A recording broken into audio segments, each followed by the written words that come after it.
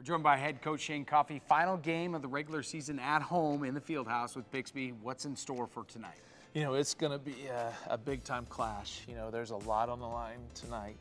Playoffs, possibilities to be able to host are really, really big for both teams. So you're going to expect a brawl. You know, just a great fundamental. Both teams are both very fundamental, but we're going to just get after it and just hook it up for a possibility to host a regional.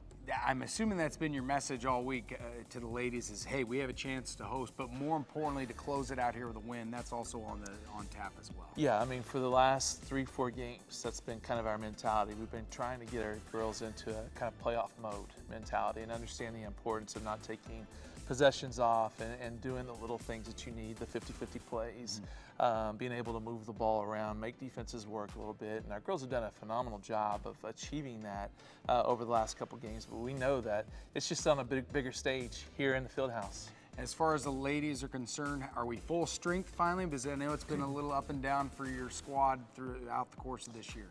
Yes, we are 100% ready to go.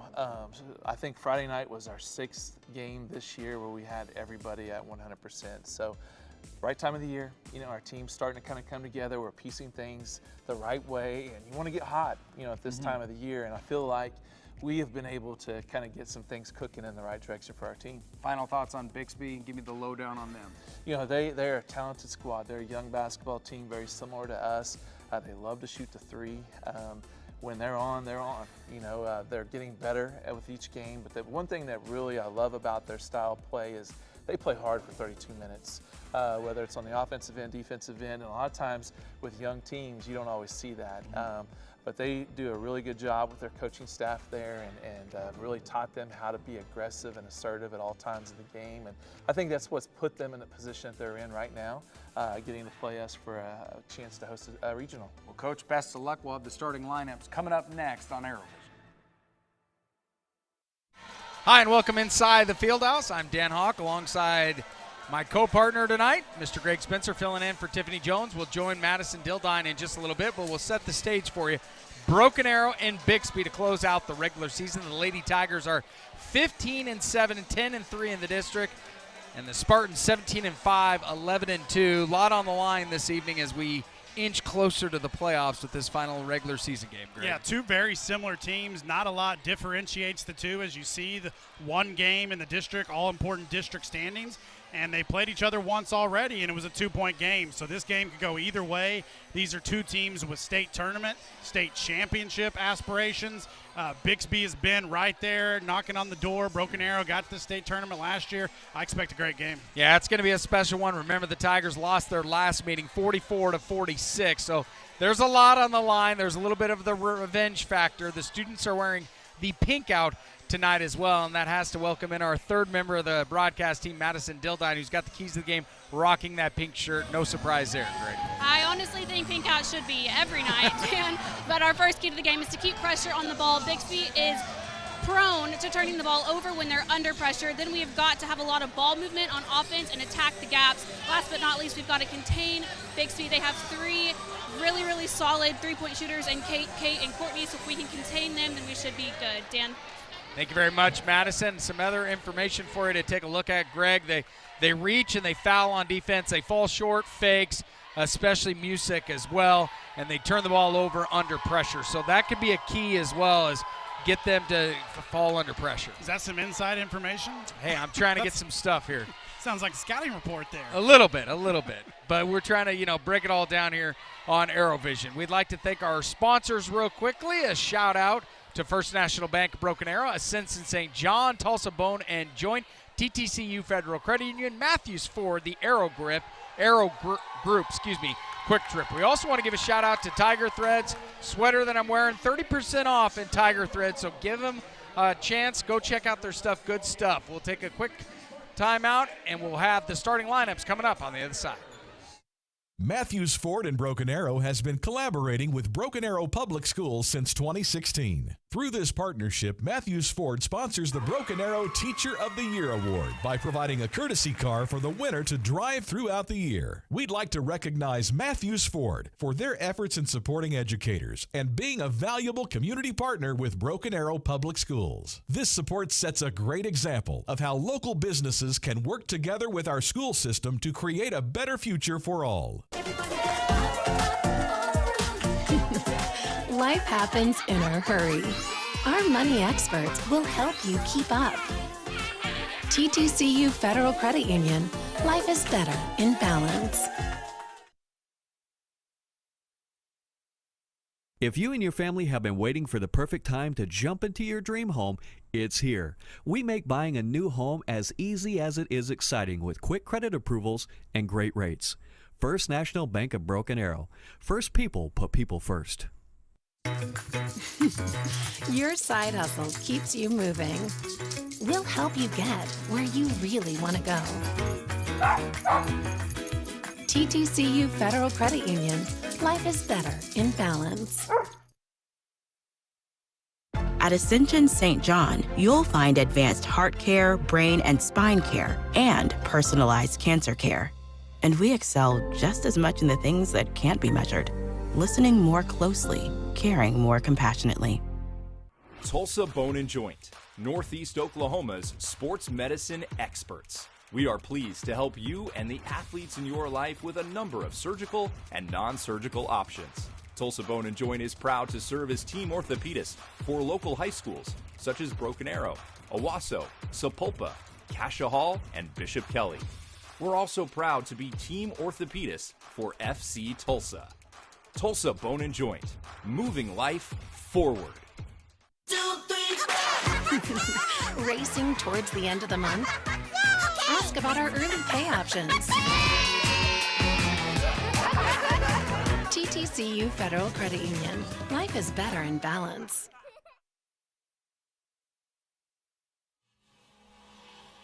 Drip too hard, don't stand too close, you gon' fuck around and drown.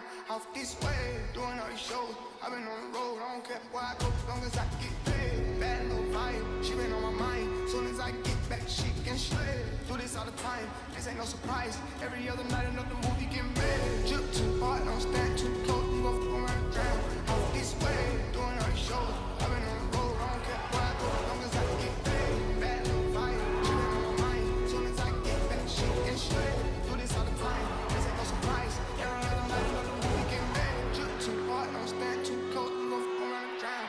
Off this way, doing all these shows. I've been on the road, I don't care where I go, as long as I get paid. Bad little vibe, she been on my mind. Soon as I get back, she can shred. Do this all the time, this ain't no surprise. Every other night, another movie get made. Drip too hard, don't stand too close, you gon' fuck around and drown. Off this way, doing all these shows. I've been on the road, I don't care where I go, as long as I get paid. Bad little vibe, she been on my mind. Soon as I get back, she can shred.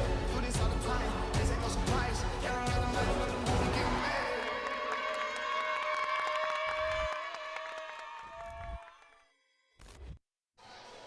And welcome back inside the field house. Dan Hawk alongside Greg Spencer. We got your coverage on ArrowVision tonight. Here's your starting lineups for the Broken Arrow Tigers. Macy Marcini, point guard, junior, 5'5", number 0. Number 5, Brooklyn Scarborough, shooting forward, shooting guard, and power forward. She plays a mixture of all three. 5'10", sophomore. Number 22, Peyton Dolan, power forward, 6'2", junior. 25, Mackenzie Mathurin, shooting guard, 5'10", junior. And number 33, Taryn Jacobs, power forward, 6-foot junior. For the Bixby Spartans, Kate Daddle, 5'10", sophomore. Number 2, Haley Jewell, 5'6", freshman. Followed by 11, Kate Wernell, 5'10", sophomore. Number 20, Kinsley McLaughlin, 5'6", freshman. And number 23, Emma Music, 5'10", junior. A lot on the line this evening as both teams coming to the field house near the top of the district standings, and they want to close out, hopefully for the Tigers, Greg, a big-time win here inside the field house. Well, and speaking of big-time wins, Dan, Mackenzie Mathurin was on hand the other night in Lincoln for the big Nebraska upset over Iowa, so maybe she's brought some of that. In fact, Macy was there too, I saw. maybe they brought some of that magic back with them tonight and they can get that W over the Spartans. That would be a phenomenal spot. Caitlin Clark, obviously. She's a special been player, the yeah, story but for everybody's Iowa. hunting for her. Yep.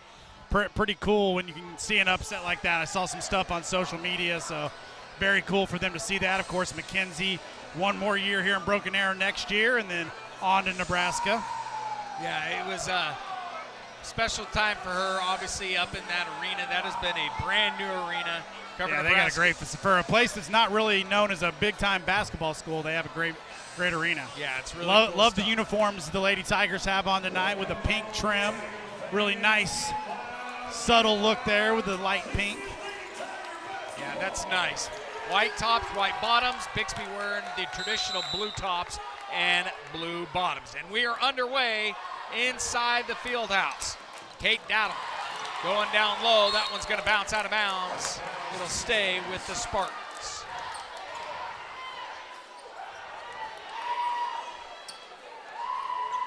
Spartans inbound it. In the hands of Musick. Musick over to Wernal. Now Jewell with the ball. They keep rotating it around. Over here in the corner to Dowdle. Back to Musick. Back to Dowdle. Over to Jewell. Tigers trying to force a trap with Dolan and Macy. Now the Spartans rotated again to Wernal. Student section giving it to him right now. And you'll notice with this Bixby team, they got a lot of ball handlers. They're going to be patient. They got a lot of shooters. They're a scrappy team. They will, as you see, they've now nearly had a 1-minute possession, and they knocked down the 3. So precisely kind of what we talked with Coach Coffey about. They're all kind of interchangeable. There's not a true point guard, and a really nice quality first possession for the Lady Spartans. Yeah, that makes it tough, and especially with Jewell cashing in on the triple. Mathurin going all the way to the hoop, but misses the lay-in. Got some contact there, but guess she didn't sell it well enough. Now Musick trying to work down low, hits the front iron. Ball's going everywhere. Scarborough comes up with it.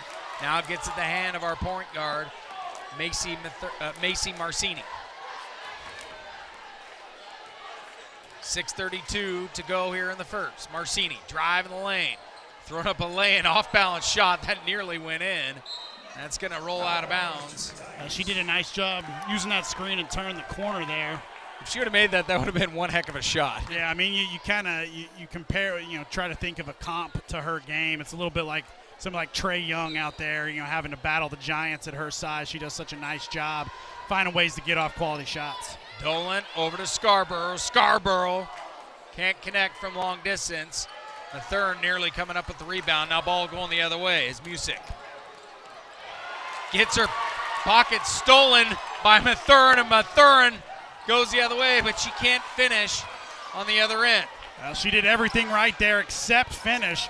Great defense, forcing the turnover as Bixby answers on the other end. So kind of a costly miss there by the Tigers as they look to come back down 5-0. As Dowdle make the lay-in, they lead it early on. And probably the largest crowd of the season on hand as well, Greg. Good early turnout. Scarborough, another good look from 3, and she knocks it down, Dan.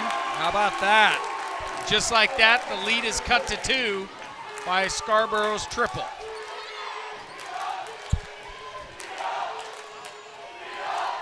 Now, Wernal in the hands of Musick.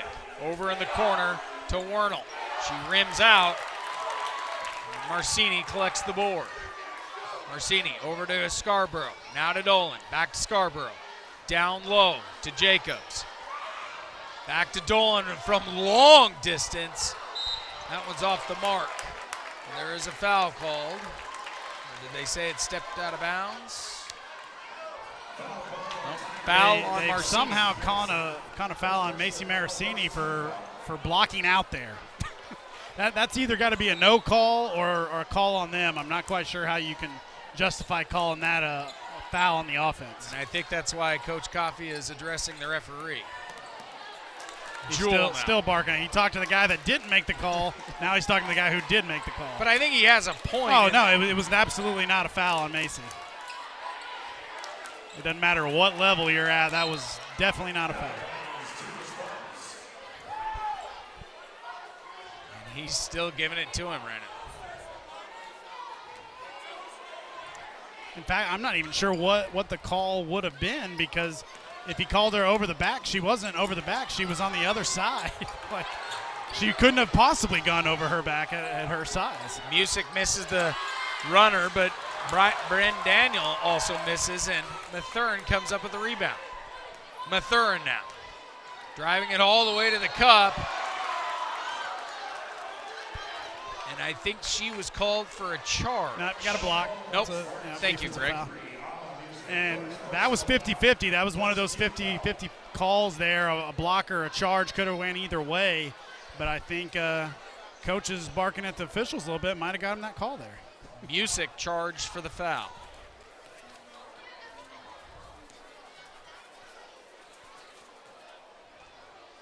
Thurn will go to the line and makes the first one. Did you get to visit with Mathurin and her trip to Nebraska, or? No, I just saw the stuff on social media. I follow, friends with her mom and dad, and follow all of them, and kind of seeing the cool things that she's been able to do since she's committed. You know, I covered Nebraska for 1 year, Greg, and I know that we're here in Oklahoma and cover the Sooners and Cowboys and so forth. But they are a special state, as that state just dives into Husker athletics. They got a passionate fan base. Everybody knows them as a football school, but it really doesn't matter. They support all their athletics. A lot, kind of for those that, similar to how Arkansas does when you just have that one power state school. They've always been that way. Selfishly, I want to see OU and Nebraska play again in football. That would be nice, yeah. As Jacobs makes the lay-in down low, she's on the board, and the Tigers retake the lead 7-5. Well, 7-0 run for the Tigers as they've picked up the defensive pressure. Even though Bixby does have a lot of different ball handlers, they are susceptible to getting out in the passing lanes, deflections, just as anybody is. And the Tigers got this 7-0 run because they picked it up on the defensive end. And Greg, you're the basketball mind. I want to go back to the keys of the game. Keep hard pressure on ball handlers, and they're doing that right now. Yeah, the turnover there. Not getting back on transition, but luckily a little bit of a bad pass there allows the Tigers to get back. Triple is off the mark by Jewell, and it'll go the other way for the Tigers.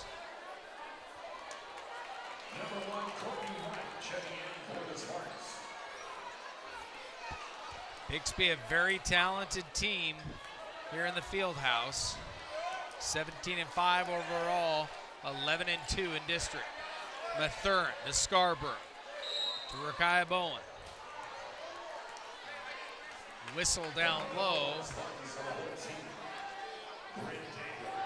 As Bryn Daniels whistled for the foul. That's her first. So the Tigers will inbound it. Mersini out to Scarborough, to Mathurin. Mathurin drives the lane, puts it off the glass, no good. Bowen there for the rebound. Jump ball. And it'll stay with Broken Arrow. Talking with Coach Coffey, all we've seen so far from Bixby is straight man-to-man here, but they will throw out a lot of different defenses as Scarborough off the mark on the three. Bowen there for the cleanup duty, and Bowen gets it done. It's now 8-5. Yeah, nice job by her there on the backside with the offensive rebound, and the Tigers extend it to a 9-0 run. Wernal, shot is good from long distance. That's her first points of the game, and it's 9-8 now. Barely got that 9-0 run sentence out of my mouth before they answered. Mersini trying to go for a jumper. Hits the deck. I think she was running into contact there.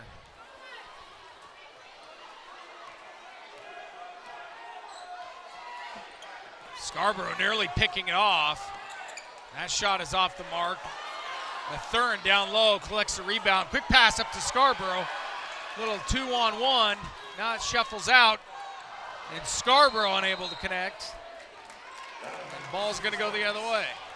that point right there, Greg, slow it down a little bit, or do you like the intensity going all the way to the cup? Well, she made a pretty nice move, unable to finish. I think the biggest problem was there once she did get the ball, is she didn't really have a clear lane to the basket, kind of had to maneuver around Taryn Jacobs, who was also kind of heading towards that same block. So, yeah, like you said, probably would have been smarter to pull that up and take advantage of the offensive possession with all 5 of your teammates involved, or 4. Can't have 5 teammates. Right. That would be too many. Wright inbounds it, Courtney Wright. Now in the hands of Daniel. Over in the corner to Wernell. Shot is off the mark. Rebounded by the Spartans as Musek's shot is off the mark. Two straight shot attempts and 0 blockouts there by Broken Arrow. Got to find a body and get somebody. As Wernell misses 3 the straight. long distance. Another missed shot. That one on Musek. Bowen picks it up. Now going down to Macy. Macy driving it and gets it in. Nice shot by Macy. She's on the board. Tigers up by 3, 11-8. Good strong finish there by Macy. Wernell driving in the paint. Misses. That one's going to pop out. Good job there by Taryn Jacobs getting a hand on that ball, knocking it out of bounds. Almost able to save it. One extra step, I think she would have. Right, inbounding it. Spartans nearly turn it over. Daddle. That shot is off the mark. Mathurin now. And she's going the other way. Mathurin goes out to the three-point line, and she connects. And Mathurin's got 5, just like that. Tigers lead at 14-8. Stop and pop in transition. There's not a lot of players at this level that can make shots like that where a coach isn't on the sideline saying no, no, no, yes, yes, yes. That's an actual high-quality shot there by McKenzie, using that transition dribble to get her balance, eyeing the basket and knocking it down. That's just another example as to why Nebraska wants her services in the coming years. Got an early appearance off the bench by senior number 21, Lydia Pence. As Pence was tripped up. How about that? Tigers catch a break on the baseline. As Mathurin will inbound it. So Mathurin, Macy.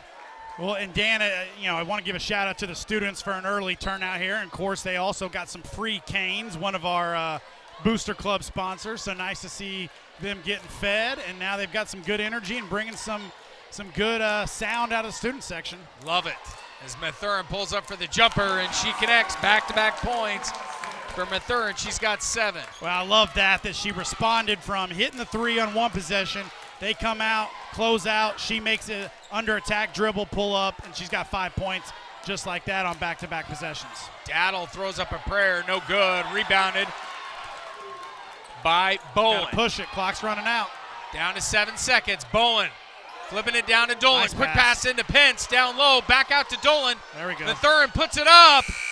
And it's just off the mark. 16-8 will end the first quarter. Tigers on top. We'll have the second quarter coming up on ArrowVision. Stick with us. Matthews Ford in Broken Arrow has been collaborating with Broken Arrow Public Schools since 2016. Through this partnership, Matthews Ford sponsors the Broken Arrow Teacher of the Year Award by providing a courtesy car for the winner to drive throughout the year. We'd like to recognize Matthews Ford for their efforts in supporting educators and being a valuable community partner with Broken Arrow Public Schools. This support sets a great example of how local businesses can work together with our school system to create a better future for all. Life happens in a hurry. Our money experts will help you keep up. TTCU Federal Credit Union. Life is better in balance.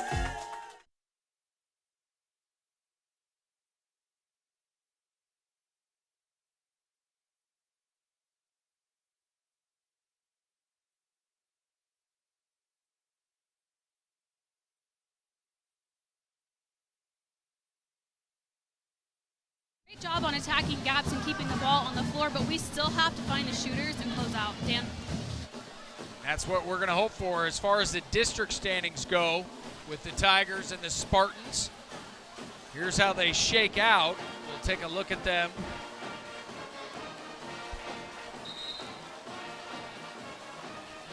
We'll get those district standings in just a moment.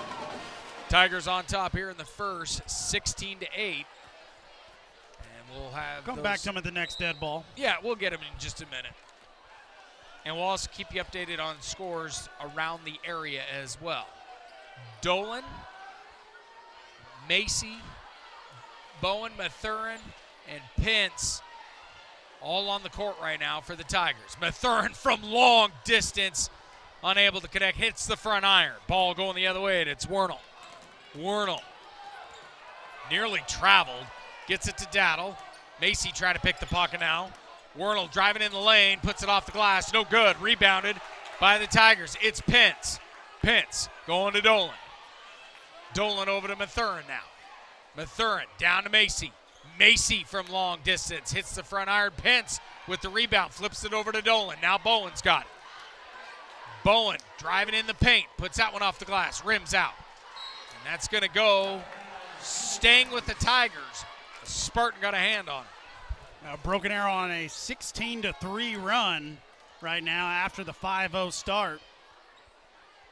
Trying to answer here on the out-of-bounds play. Ooh, got a wide-open girl there. She missed her. Macy to Dolan to Mathurin. Bixby showing zone for the first time. Macy's rough pass, but she comes up with it. Macy over to Mathurin. On the left side, cross-court pass over to Dolan. Dolan back to Macy. Bixby in what looks to be a little bit of a half-court 2-1-2 zone as Broken Arrow is patient and attacks it. And Mathurin's now got 9, and she's outscored the Spartans herself. And Mathurin, she averages 23 a game, and she's on pace to keep that momentum going. As Busek over to Daniel. Now back to Wernell. Wernell driving in the lane. No shot, they say. Got a reach-in foul, I believe, on Peyton Dolan. So Dolan will be charged with the foul, but that keeps the Spartans with an opportunity to go on the board. Got it on the floor here, so they'll take it out of bounds. Allie Jewell back in there for the Spartans. Scarborough, Dolan, Macy, Mathurin, and Jacobs, the starting 5 back in there. As Mathurin eventually comes up with the rebound. And Broken Arrow outside of that one possession where Bixby got 3 offensive rebounds as Mathurin answers again, now up to 11. What I was going to say was they've done a nice job keeping the Spartans to 1 shot per possession outside of that one possession. And that lead is starting to get in the hands of where Coach Coffey would feel more comfortable, but on a night with the Spartans coming in there with 11-2 mark, I don't think he's going to feel comfortable until the final whistle. This game's got a long way to go, and Bixby's going to keep attacking. The threes aren't falling for him here early, and they haven't been able to get much in the paint. They now go to the free throw line to see if they can connect, and they do on the first one. Mathurin was whistled for the foul, and Wright makes the first one. And she makes the second one.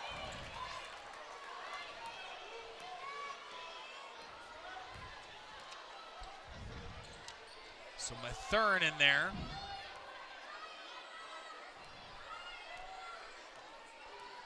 McCary in there. You got to do it. You know, you come into the game, you got a chance there against the zone. You got to make sure and attack those passing lanes a lot better than we did just there. Trying to give Macy a breather. McCary gets whistled for the foul. Just a freshman, but these are big minutes right now for the freshman. And she's played a lot throughout the course of this season as well. Is developing as something special. Got to be an offensive foul there on the hook. Good defense there by Taryn Jacobs, but unable to draw the fouls. Now Bixby is answered with 4 straight points of their own. Yeah, it's 20-12. 5:13 to go until half. Mathurin down to Jacobs. Jacobs pulls up for the jumper, and it's good. Good zone offensive possession again as Mackenzie kind of took it upon herself. She's really a point guard. She just doesn't handle those duties as much with Macy out there, but nice job there taking over that possession and finding a teammate to extend the lead back out to 10. Music puts one up. That's an air ball. McCary getting guarded by Jewel, and Jewel's whistled for the reach-in. That's her first. Macy back in there as Dolan checks out. 4:41 to go in the second. Bixby staying in that 2-1-2 zone, which the Tigers haven't had too many problems with yet since they switched into it, outside of the one turnover a couple possessions ago. And they got to be careful with Mackenzie at the top of that. You can't allow her that deep three as Macy answers. Yeah, Macy made it look easy, Greg. Well, and that's a tough zone to be in when you have somebody as good as Mackenzie that can hit those deep, long threes. You notice the girl that's really supposed to be playing more in the paint leaked out, and that's what opened that up and allowed them to score. As Wernell goes to Music. Music in the paint. Good jump stop there, but I thought she actually traveled before as well. the reach, and that appears to be the popular consensus in the stands right now. So Scarborough's going to be whistled for the foul. That's her first. I don't think Coach Coffey was happy. I think he kind of agreed with us. Spartans will inbound it. It's Jewel. Quick pass into Daniel. But Macy picks the pocket, and she's going to go the other way. Oh, she gets hit hard as Wright puts a arm up there. So Wright will pick up her first foul as Macy will go to the line. Marcini, just a junior. She connects.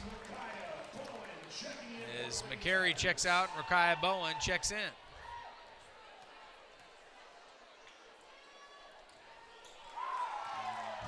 Macy connects on the second one. It's 26-12.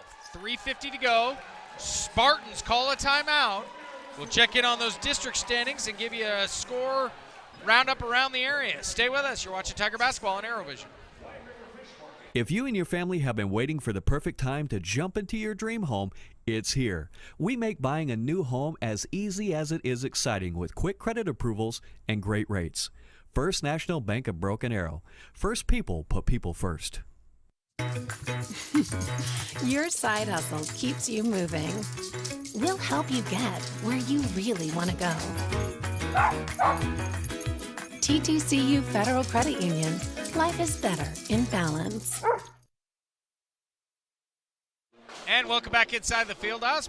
Broken Arrow basketball, 26-12 here in the second half with 3:50 to go. Let's check in on those district standings for you. Choctaw undefeated in District 4, 6A, 13-0, and it's like you said, Greg, deadlock. Bixby 11-2, Broken Arrow 10-3, followed by Jinx and Stillwater. So this is a big one tonight in the Fieldhouse. Let's check in with our third member of our broadcast team, is Madison Dildine. Madison, what do you got for us? Coach Coffey was saying, hey, all of this is giving you opportunities to work and play. He said, we cannot slack off defensively. You have to remember it's one shot per possession. Dan? Yeah, it is one shot, and they'll look to do that. Final 3:50 until halftime. Quick update for scores for you. Edmond Memorial 15, Union 7. Jinx and Choctaw, that game is just getting underway. Wasso and U.S. Grant also scoreless as well. As Jewel gets the shooter's roll from long distance. Well, we talked about it before. If Bixby is going to win this game, they're going to have to connect at a high percentage from threes, which they have not done so. They got the friendly roll there as it looked like it was going to pop out and went back in. So big shot there by Bixby to pull back within 11. Macy slowing it down a little bit. Goes to Bowen. Now down to Jacobs. Back out to Macy. Macy driving the lane and gets that one to go. How about that from Marcini? 8 points for her. Yeah, and Bixby came out of that timeout in a box and one on Mackenzie Mathurin. Face guarding her there was number 14. A nice job there by Macy attacking and realizing what was going on. Basically, you're playing 4-on-4 at that way. There was not going to be any help defense, and she did a nice job picking up her 8th point of the game. Tigers playing man-to-man. Nice job on the hedge there by McKenzie, battling for a loose ball. And they're going to get her with kind of a cheap foul there, which I don't agree with because ball was she on knocked the deck. The ball loose, and they're both kind of going for it. But that's her second. Yeah, that's a tough one. I wouldn't. Ball was on the deck. I mean, she may be coming out of the game here for a couple minutes. I'm not so sure I wouldn't just leave her in. She's pretty smart not to pick up her 3rd. Dern will check out. The Dolan Aspen checking Creek in. Jumping Jammers, Dan, they're back. I see them walking in the building. Looks like we're in for another great halftime show. Maybe a Dan Does stuff, potentially. That would be a good one. How good of a jump roper are you? I can jump. Can you do it? Have you ever done one of those pogo balls? I've a long time ago. Yeah. What about a pogo stick? Maybe.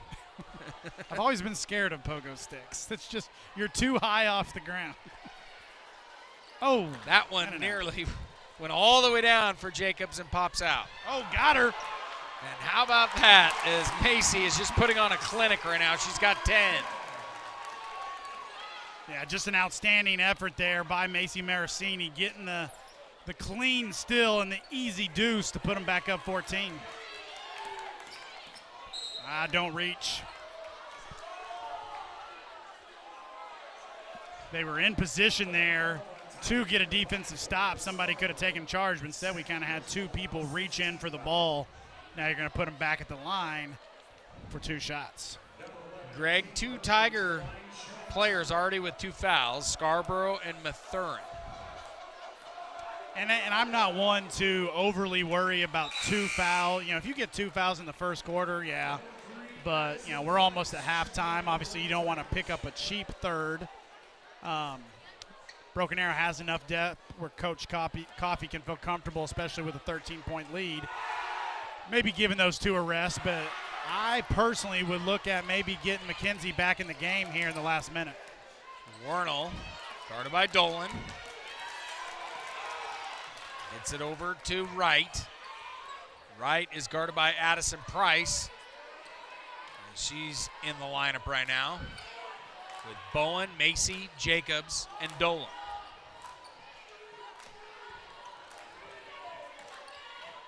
Wernell popping one from long distance. Gotta get the no loose good. ball. As Dolan, I think, was blocked out to be able to pick up the rebound there. Now on the other side, Daddle driving the baseline. Flips it out to Wernell. Wernell. Get in the hands of Wright. Wright down here in the corner to Daddle. Daddle back to Wright. Guarded by Bowen. As Dolan now picks up her defender. Down low pass to Great Jewel. job there by over. Taryn Jacobs. Getting in position. And actually the foul was called on Bixby there. But Taryn Jacobs rotated even though Broken Arrow was beat. She was in the right place. Able to force a turnover there. And now Broken Arrow may or may not hold for a long possession last shot. As Emma Music checks in for Jewel. If they're going to stay in that zone, just hold the ball. I don't pull the ball back out. Don't know why we did that. That's frustrating right there. You got to have a little bit better leadership there by your guards not to go force any of that action. With that much time in the clock, if they're going to sit back in the zone, give it to Macy and hold the ball. And as you know with me, I'm not one to typically to vouch for teams to drag it out and run long possessions. But in that possession, you got to slow it down. In that particular case, if you got a 13-point lead against a good squad, there's no reason to be attacking and trying to score there if they don't want to come out and guard you. As Wernell connects on the free throw, Bowen was charged with the foul. She misses the second one. Rebound, though, by Music. Over to Daniel. She misses. Jacobs picks up the board. Now Macy will slow it down here with 30 seconds to go till half. Tigers spread way out. Miracini over to Bowen. Bowen gets hit. That's going to be a foul charged to Music. That's her second.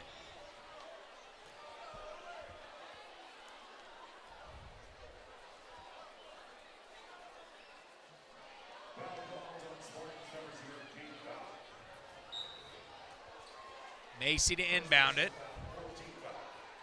That one's going to go out of bounds. That was intended to Addison Price, but it'll stay with the Tigers. Wait a minute here. I guess They're we're saying that we touched. Okay. So Wright will get the ball. Spartans working around. Daddle with 9 seconds, guarded by Price. They get it to Wright. Wright guarded by Dolan. That pass is going to go out of bounds, so 2 seconds left. Hail Mary opportunity for the Tigers. One last chance at it. And this would be a good time to get McKenzie back in there, but. And a very dangerous pass. That one's going to go to Wernell. Wernell puts up a prayer, no good. So at the half, Tigers lead it 30-18 here inside the field house. Well, Broken Arrow got off to a little bit of a slow start, down 5-0, went on that 16-3 run. They've kind of coasted since then, got up as much as 15, I believe. And they'll go in the locker room with a 12-point lead. You got to feel good about that, even though it kind of felt like they had an opportunity to extend it even more. Yeah, they're going to have to figure things out in the second half, limit the turnovers. 30-18 is our halftime score. We'll have you covered coming up in the second half on ArrowVision.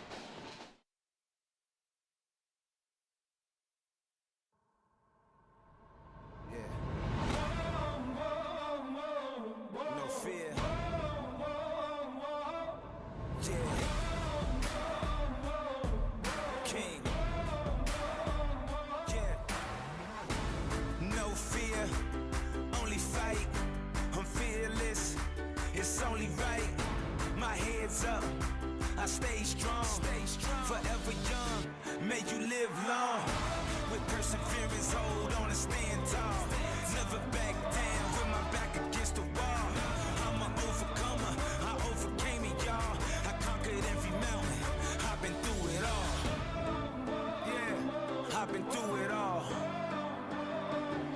I'm fearless. Nothing can never hold me back. Nothing. I'm unstoppable. I'm unstoppable. I'm fearless. Yeah. I'm fearless. You know. I'm courageous. Yeah. I'm strong. I'm strong. I'm unbreakable. I am. Yeah. I'm fearless. Yeah. I'm fearless. I am fearless. I am fearless. You know I am fearless. You know I am fearless. You can't stop me. You gotta get up and go get it. I'm fearless. I'm fearless. Nothing can ever hold me back. Nothing. I'm unstoppable. I'm unstoppable. I'm fearless. I am fearless. Yeah. You know. I'm strong. You can't break me. I'm fearless. Yeah, I'm fearless. I am fearless. I am fearless. You know I am fearless. You know I am fearless. You can't stop me. I'm fearless.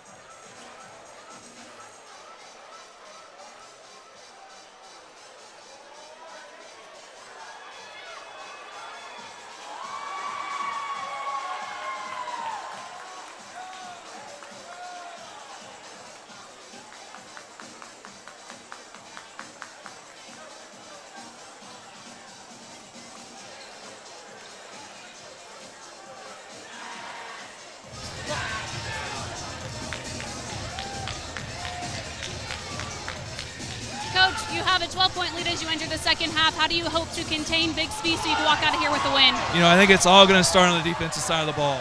Our kids have done a really good job of knowing where their shooters are and closing out. I think we've given up 3 threes so far. They put up 13.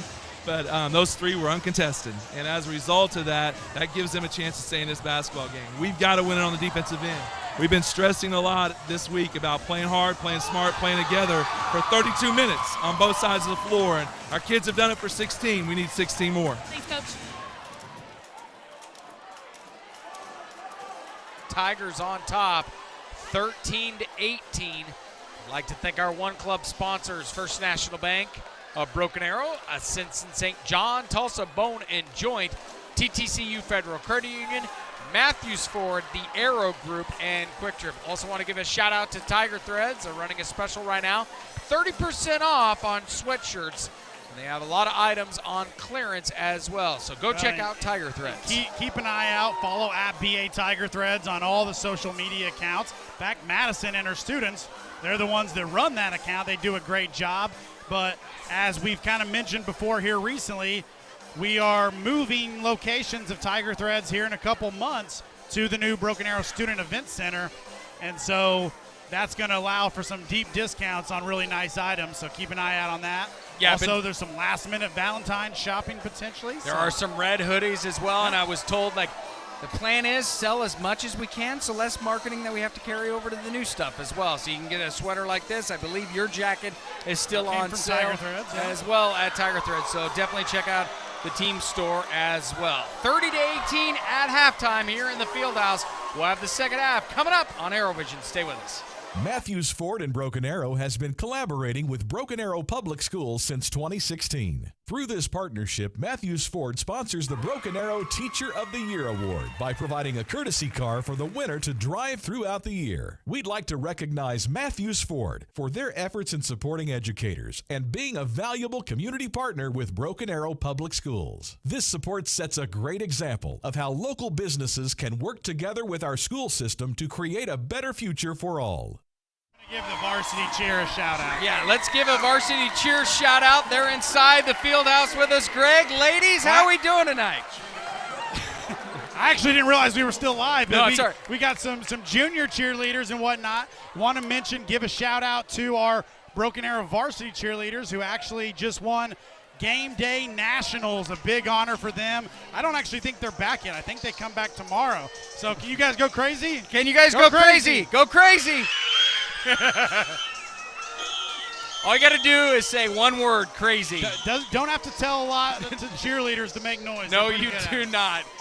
So plenty of basketball. The third quarter getting ready to get underway. We have some scores from you around the area here on inside the field house. Putnam City on top of Enid 45-28. That's in the fourth quarter. Sand Springs and Bartlesville 26-12 at the half. Sand Springs on top. Muskogee and Stillwater on top 17-13 at the half. And the third, Edmond North and Piedmont 56-27. Westmore, PC West on top 60-24. Other area game, Jinx and Choctaw 15-12. That one is in the second quarter. Edmond Memorial on top of Union 30-13. So those are some scores around the area. U.S. Grand and Owasso still waiting for a score update as well. We'll take a quick timeout, our final timeout, and we'll have the third quarter in the Fieldhouse.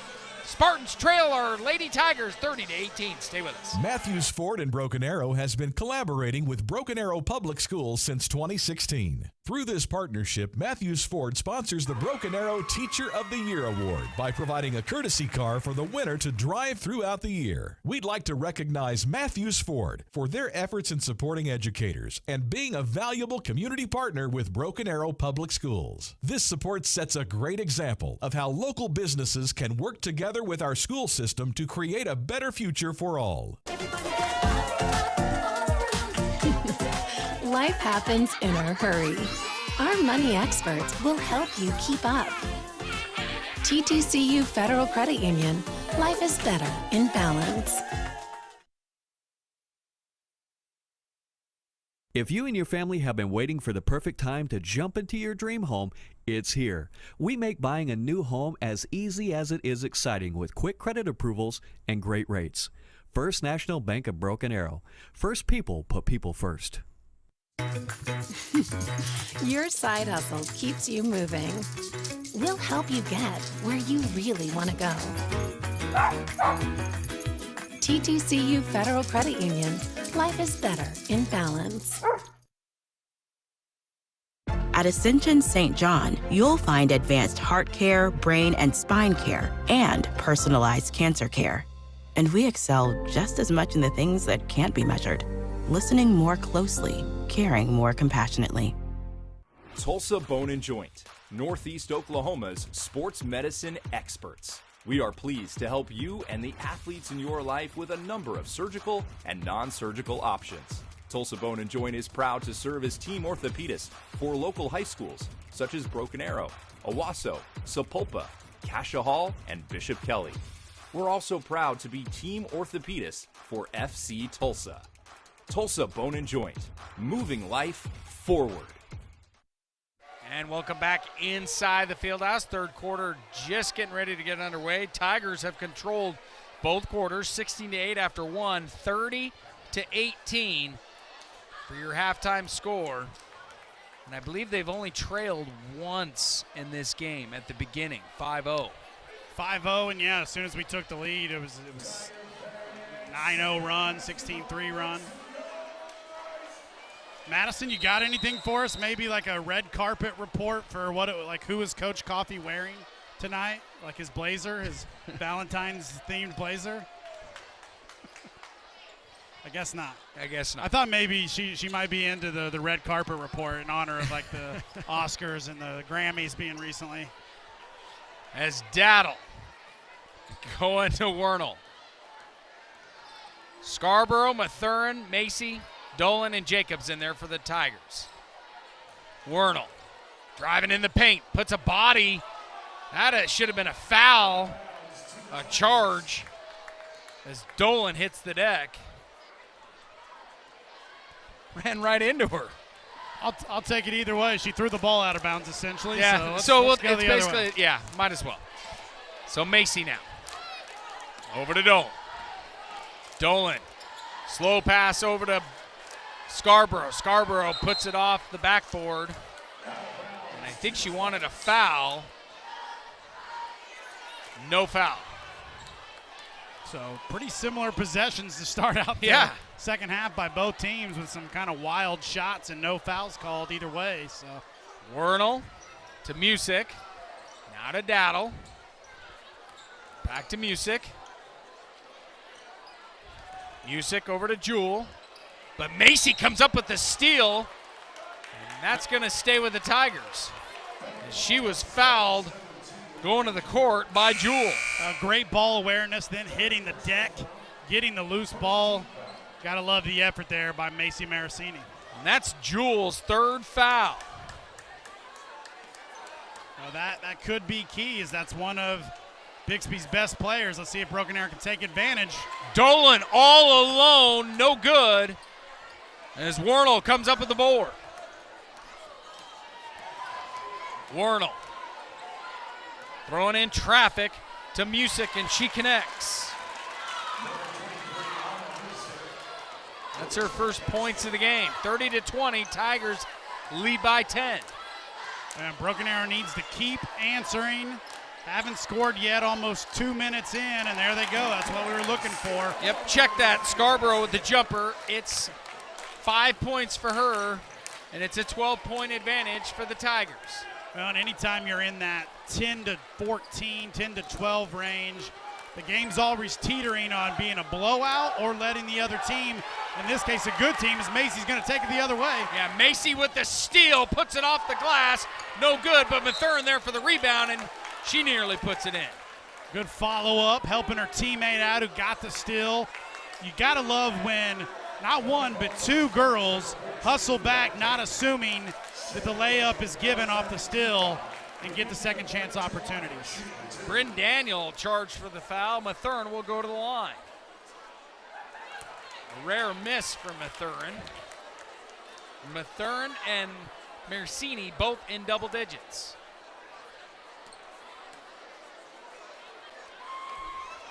Mathern connects, 12 points. 13-point lead. Tigers trying to force a trap, no good. As Daniel gets it off, she gets in the hands of Wright. Wright in traffic, off of Dolan, eventually going to Wernell. Wernell now. Trying to get by Dolan. Dolan playing some tough defensive effort. Well, you got the foul on Taryn Jacobs there. She was probably a step too slow on the help, and that's why she got the foul called on her. If she had been there and the effort was there, she just reacted just a little bit too slow, and that's why the foul happened. As that shot goes in from the charity stripe, 9 points for Wernell.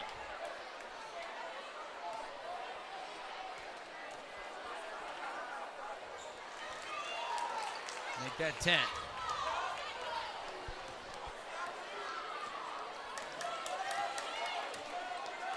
Now Mathern, 5 minutes to go roughly here until the end of the third. Mathern guarded by Daniel. Broken Arrow struggling a little bit here to get into their offensive possession. They've now called the play here. Over in the corner to Dolan. Cross-court pass to Jacobs. Jacobs being trapped. Gets it back to Macy. Good job by Taryn getting out of the double team. Macy trying to get a triple from Scarborough. No good. Ball goes out of bounds. It'll go the other way now.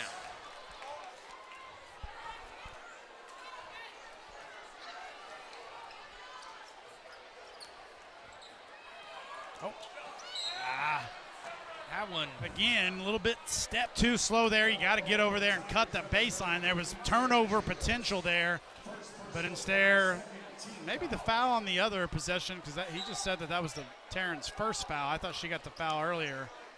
They might have given that to, I believe they gave it to Dolan. Yes.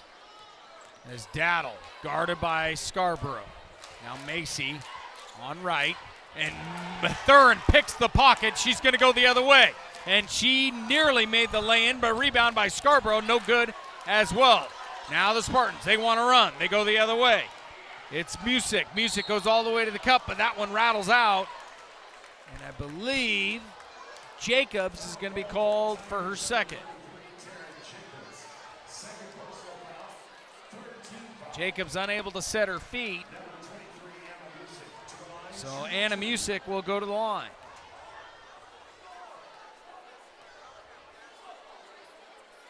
Music makes the first one. 10-point lead now, 33-23.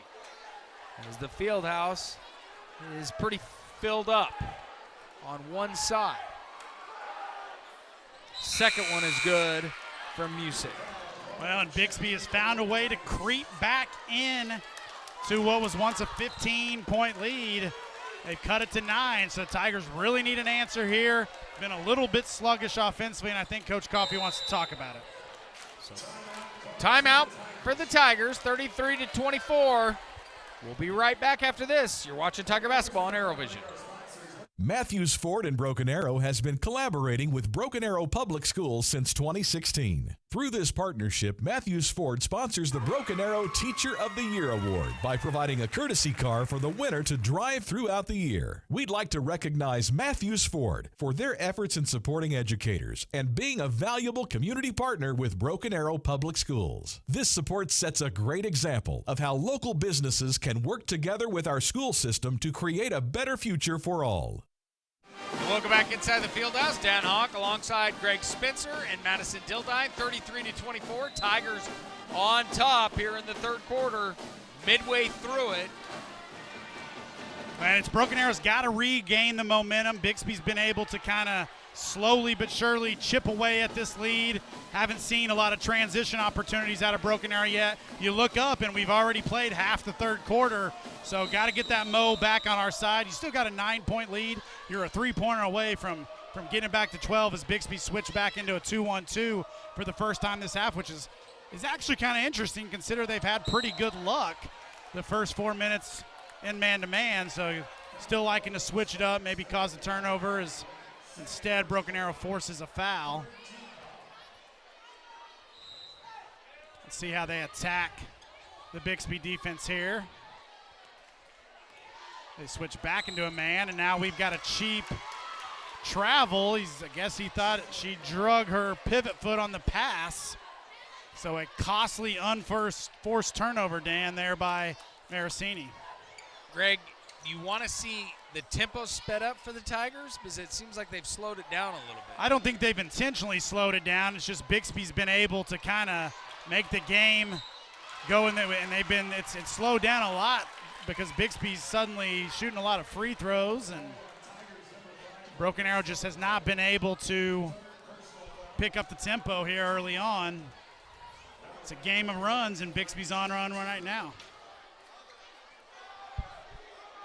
And it's those fouls, those really easy fouls in the paint that kind of separated as well. Yeah, there's been a lot of touch fouls, kind of, I don't want to say lazy, but yeah, probably some lazy defense, not playing as hard as we did in the first half. Now you look up, and you're only up 7, so big opportunity here as Bixby has made this back into a single-digit game. Broken Arrow, as we've said the last couple times, got to get going. Peyton Dolan checking in for Brooklyn Scarborough. Marasini. Well, and now the refs are just kind of taking over the game with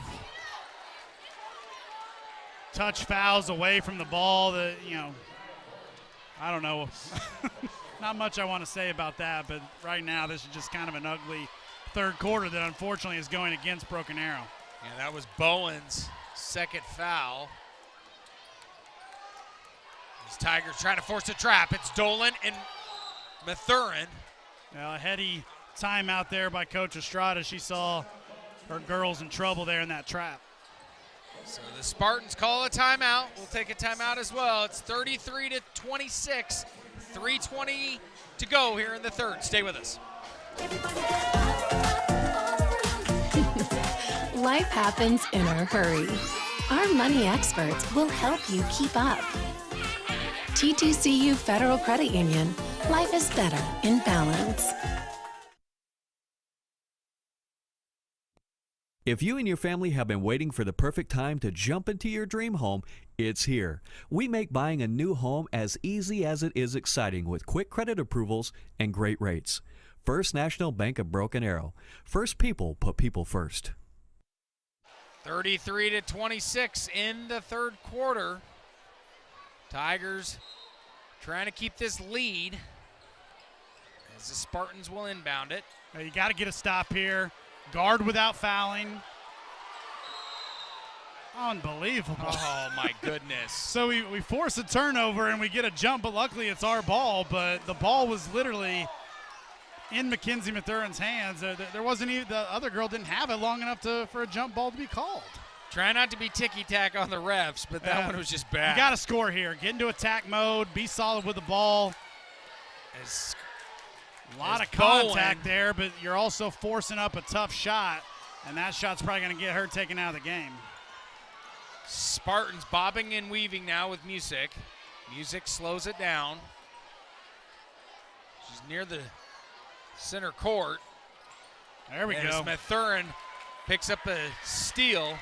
Ball going the other way, a little 2-on-1. She takes it herself, unable to go. So Mathurin will go to the line. And that's Anna Music's second. Got to hit both these free throws right here, and I wouldn't mind seeing us pick up, if you get that, especially if you get that second make on the second one, pick up full court and do a little bit to get this tempo up as Mathurin misses the first free throw. So you got to make this one go back up by 8 and get after it defensively. So Scarborough will check in for Bowen. Mathurin makes the second. She's got a baker's dozen. That's exactly what we're going to do here. 8-point lead with 2.5 minutes. Tigers trying to force a trap. No go. Spartans get out of it. It's Music going all the way to the cup. That one rolls out. Should have been over the back there. Don't get the call. But we'll get Broken the ball. Arrow was a little bit fortunate there not to give up 2 points as Bixby broke that press pretty well and did everything but finish. Mersini. Guarded by Wright. Correction. Daddle. Gets it over to Mathern. 2 minutes and 10 seconds. Not a lot here of in the ball third. movement right now by Broken Arrow in the half court. Mathern going to Scarborough. Hits it off her first foot. Now over to Dolan. Dolan from long distance. Unable to get it to go. That one's going to go out of bounds, and it's going to go back to the Spartans. I don't know, Dan, if Bixby kind of getting in and out of zone and man is slowing us down, trying to identify what defense they're in, but offensively has just not been pretty here in the third quarter. No, it has been a struggle so far. Daddle. Back over to Daniel. Now in the hands of Music. Down to a minute 43 to go here in the third. Music back to Daddle. Daddle guarded by Scarborough. Daddle takes this one all the way to the cup. No good. Rebound goes to Dolan. Dolan goes to Scarborough. Is Wright trying to pick her up. Now flips it up to Dolan. Dolan. Dangerous pass, but gets right back to Mersini. Mersini now driving the lane. Backside's open, missed her. Got a kick there, but Brooklyn Scarborough did a nice job there, putting herself in position, but defense did a good job blocking the passing lanes. McCary will check in for Macy. Important 90 seconds or so here right now for Broken Arrow. Have not played well in the third quarter, but you get a bucket there to extend the lead back up to 10, and you're looking like you may end up, if you can get a stop and get a score here, you may end up being tied in the third quarter. So all is not lost for Broken Arrow if they can get a stop. Other end now. It's Daddle, guarded by McCary, and I believe Mathern is going to be whistled for the foul, and she is. That's her third.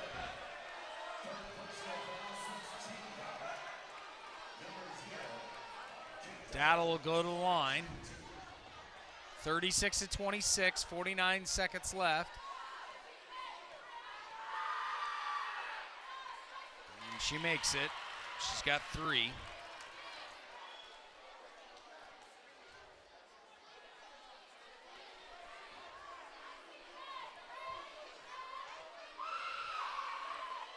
And she makes the second. 4 points for her.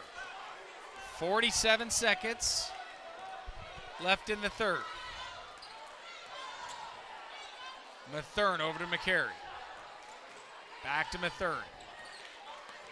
Again, if you're Broken Arrow, you don't have any reason to be in a hurry. Up 8. If they're going to stay back there, go ahead and hold for the last shot. And possibly go up 10 or 11 into the locker room. Or excuse me, we've already been to the locker room, but into the fourth quarter. Into the fourth, yes. Tigers spread it way out, trying to get a long-distance shot here. We'll wait till about 10 seconds and see if you can use this high ball screen right here. Mathern getting a screen by Jacobs. Got to slip it. Nobody's coming to the ball. Now going to Dolan. Dolan go. back to Jacobs. Jacobs pops, no good. It's going to go out of bounds. And I don't think the Spartans are going to have enough time to get this one off. That was a good possession there by Broken Arrow. They handled the defense for nearly a minute and got a clean look, but Taryn maybe just a little bit tired there, didn't get enough on that shot. So that'll end the third, 36-28. Tigers still leading. We'll have the fourth quarter coming up on the other side. Stay with us. At Ascension St. John, you'll find advanced heart care, brain and spine care, and personalized cancer care. And we excel just as much in the things that can't be measured.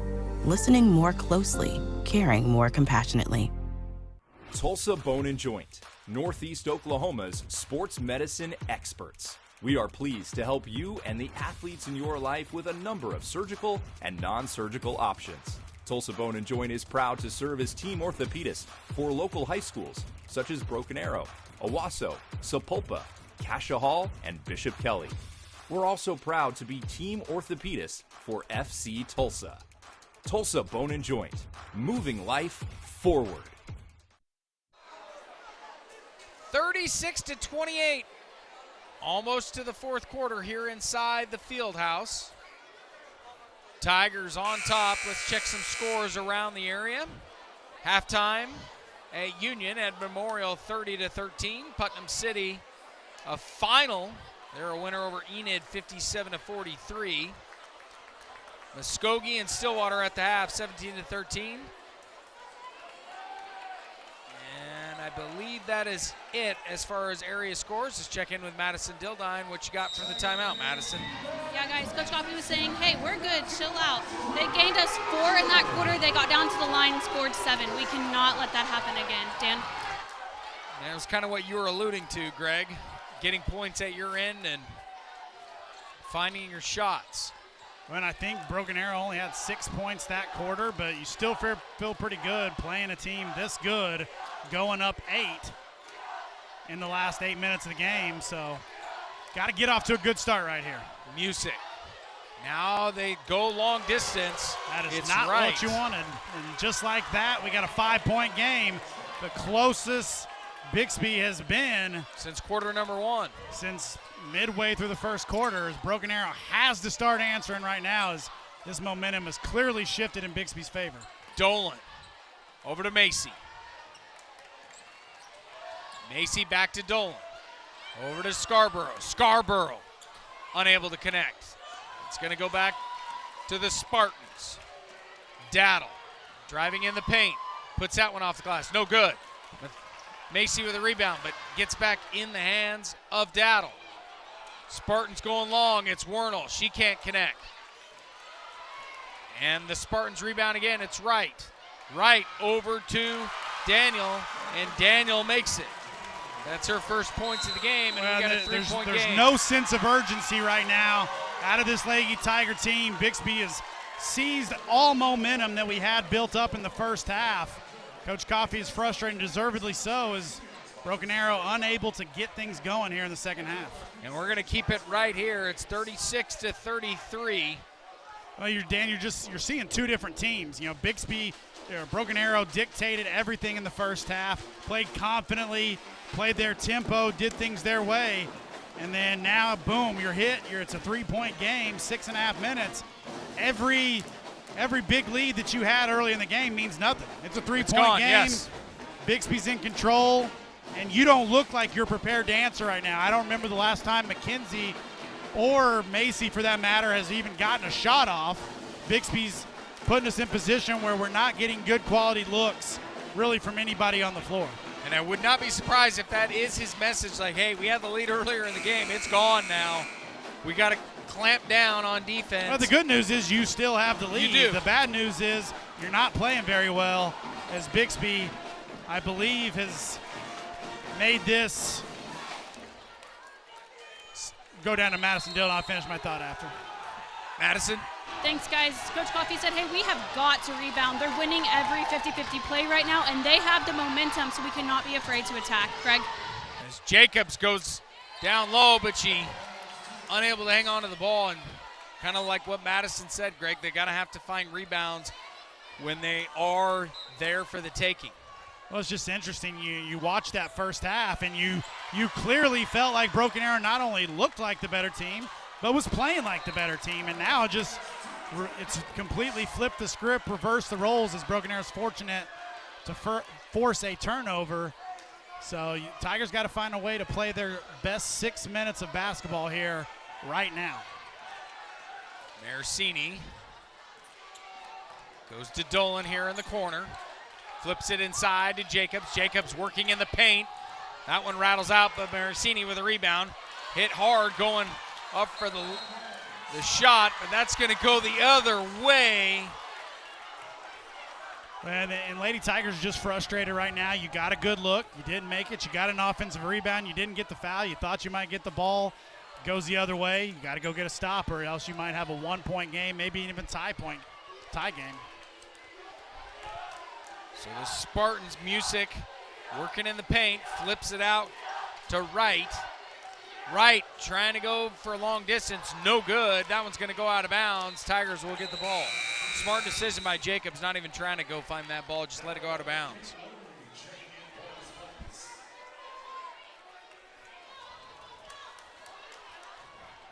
Spartans have Daniel, Wernell, Wright, Daddle, and Jewell on the court. Marcini trying to throw a floater to Jacobs, but that one is going to go out of bounds.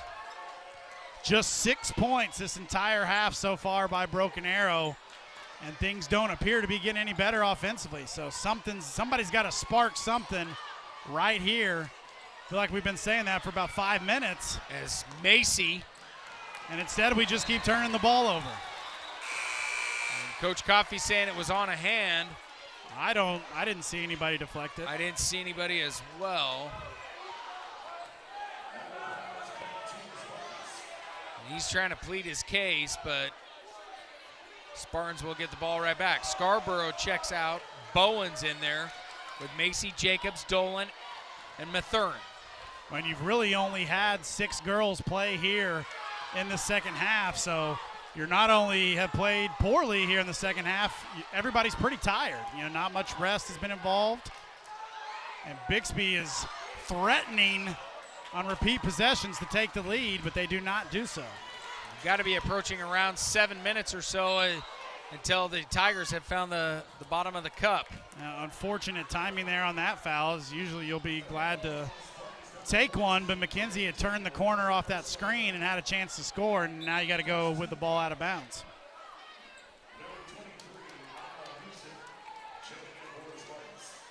Ryder will check out, and Music back in for the Spartans. Macy up to Bowen. Bowen over to Macy. Yeah, and again, you kind of talk about what I was saying earlier. Identifying what defense it has been kind of, I think, a root of the problem that Broken Arrow's had in the half court in the second half is they've so often switched between the man and the zone. A couple different types of zone, which they are in right now. Nice pass.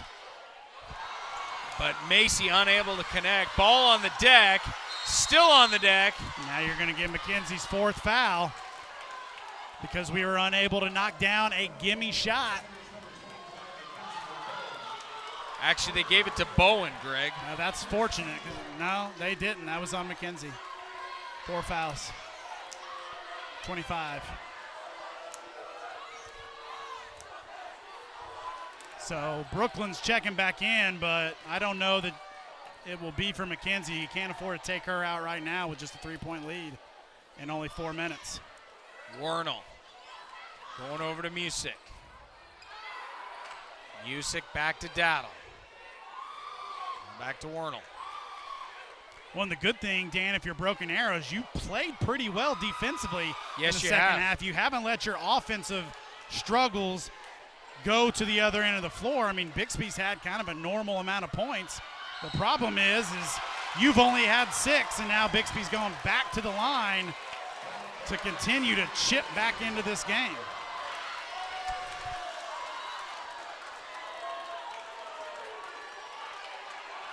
So the Spartans will go to the line.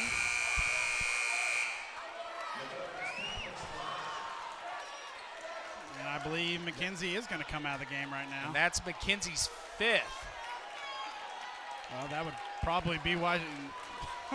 Unbelievable. So Mathurin is done for the night. The leading scorer finishes with 13.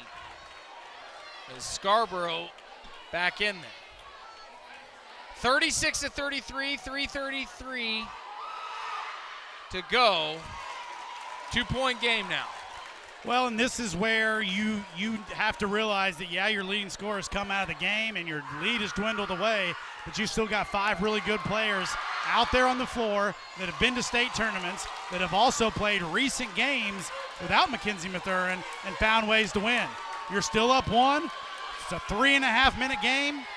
Go win the ball game. You're going to have to find a way, just like you said, Greg, is Macy, Jacobs, Scarborough, Bowen, and Dolan in there. Macy trying to pop a 3. It is good! Big time answer there. Shot it with confidence. Maybe the best clean look we've had. Playing inside out. Jacobs back to Marasini. And the Tigers finally get back on the board here at 39-35. Great shot. It elevated the crowd as well. A shot goes up. It is off the mark by Wernle. Down low, though. No foul called on the rebound. Broken Arrow half position. Ball pops right back to Bixby, and they pull back within 2. BA's got to keep answering. Wernle made the buckets. 39-37. 2:30 to go now. Careful with those skip passes. Jacobs or Scarborough, somebody's got to hit that middle of the zone and not just throw it around with lob passes there. Face up. Good job. Bowen got to be careful. Ball on the deck. Still on the deck. And that will stay with Broken Arrow. So good job there by Macy getting on the floor and keeping the possession. Tigers in the bonus there. And it looks like Coach Coffey is wanting a timeout. 39-37, 2:17. We got a nail biter here in the Fieldhouse. Stay with us on ArrowVision. If you and your family have been waiting for the perfect time to jump into your dream home, it's here. We make buying a new home as easy as it is exciting with quick credit approvals and great rates. First National Bank of Broken Arrow. First people put people first. Your side hustle keeps you moving. We'll help you get where you really want to go. T2CU Federal Credit Union. Life is better in balance. 39-37 inside the Fieldhouse. 2:17 to go.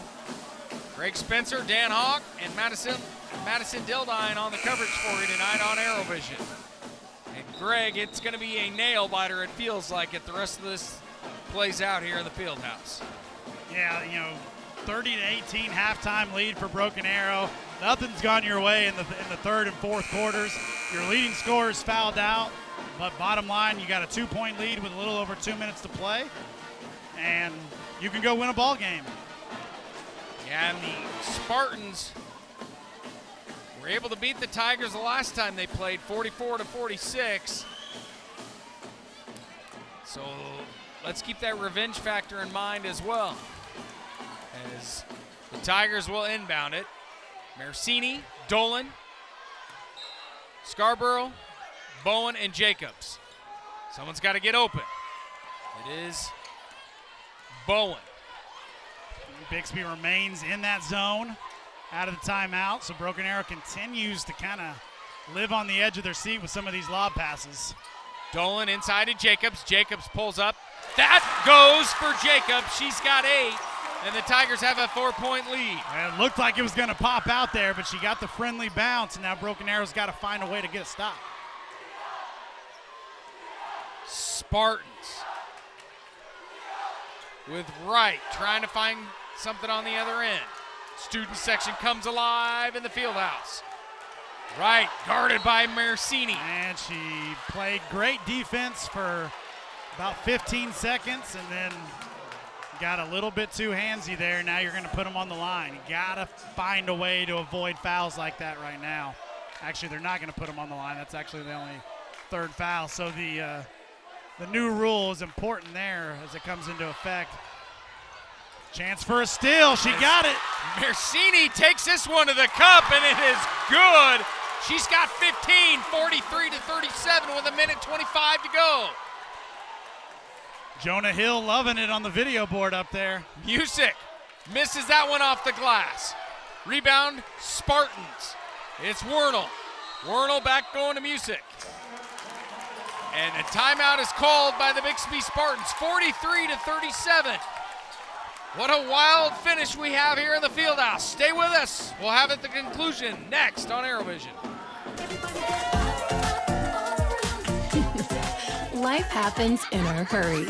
Our money experts will help you keep up. T2CU Federal Credit Union. Life is better in balance. If you and your family have been waiting for the perfect time to jump into your dream home, it's here. We make buying a new home as easy as it is exciting with quick credit approvals and great rates. First National Bank of Broken Arrow. First people put people first. And welcome back inside the Fieldhouse. Broken Arrow clinging to a 43-37 lead. It's a district clash, and a good one at that. Bixby's 11-2 in district, Broken Arrow 10-3. A lot on the line. Let's check in with Madison Dildine, court level. Coach is getting kind of fired up in that huddle. He said, hey, we've got to start taking care of the ball. When shots go up, you have to find a body. Let's go steal this game. Dan? I love that. Steal this game. Well, nobody's stealing it on Broken Arrow's side. True. Because you've had the lead the whole time. But go ahead and take it home. And it's felt a lot like a playoff game, Dan. Playoffs start next week. These are two teams with state tournament aspirations, and you've seen it here, especially in the second half, and I've been impressed with BA's ability to answer when their backs were against the wall. Werner guarded by Dolan. Werner going into the lane. Shot is off the mark. Macy doing double duty now, picks up the rebound. Macy's got to get across the court, and she's going to get a lucky break here, as that's going to be a reach-in on Werner. Well, and Bixby's got a foul right now because they only have 2. So Broken Arrow's got to be strong with the basketball. Don't force any passes. They need to foul you to get the ball and get you to the free throw line. So Dolan will inbound it.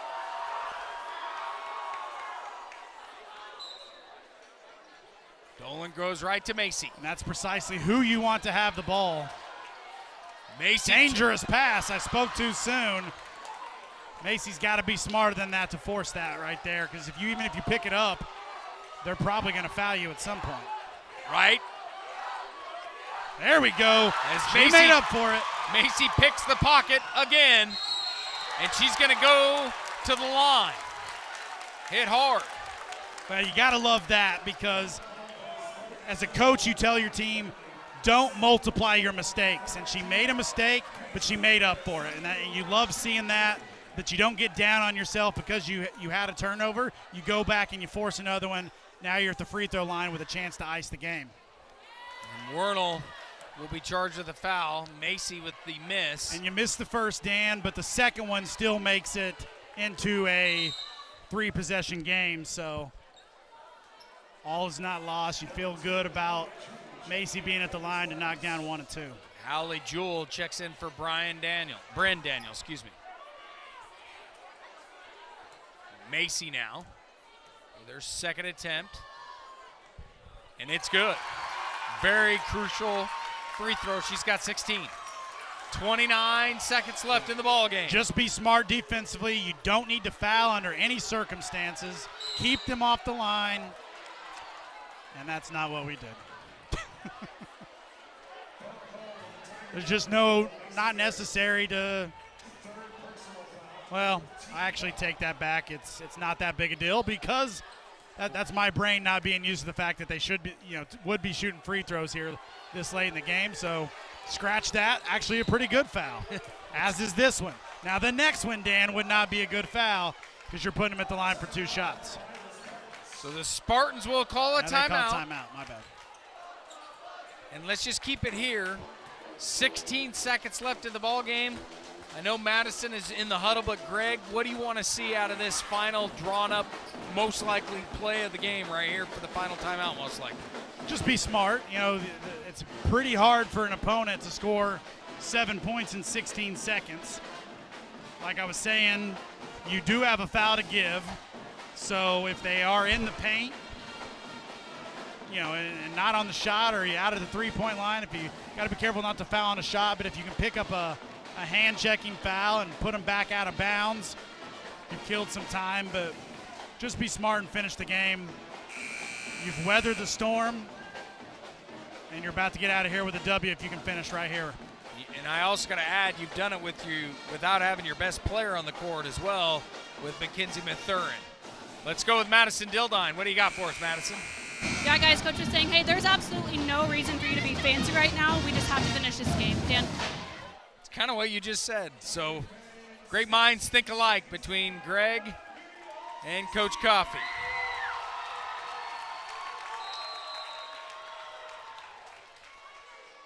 Daddle will inbound it.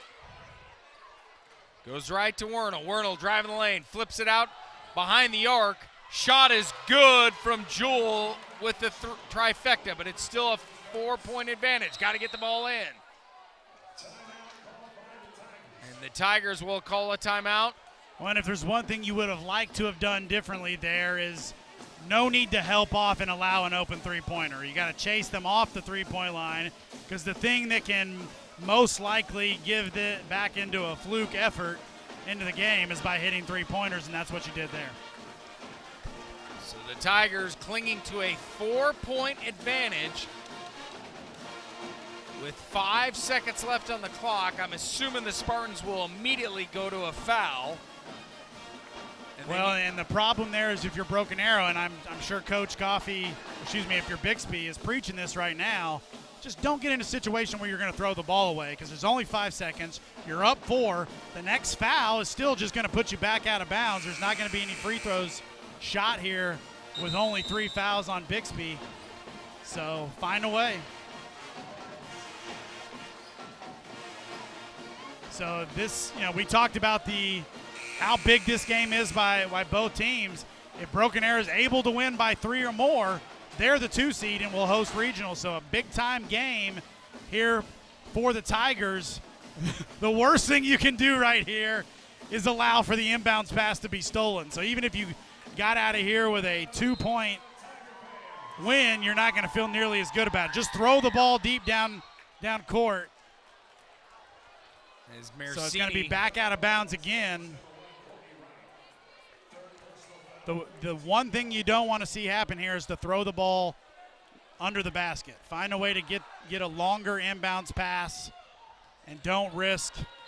Make them come to you. Now you got free throws. Make them both. Make them both, and the game's over, and you're hosting districts, regionals.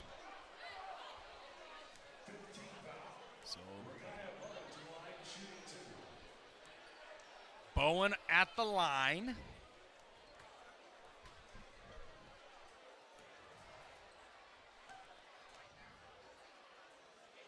It got very quiet in the gym. She misses the first.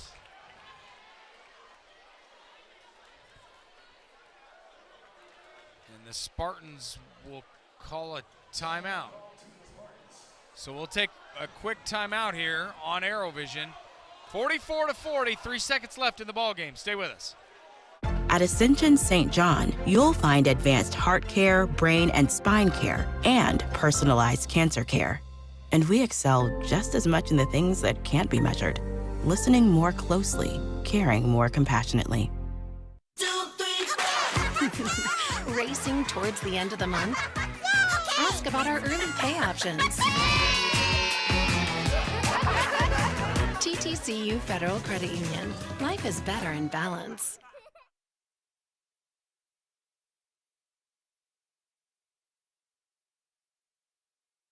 And welcome back inside the field house. Bowen at the line.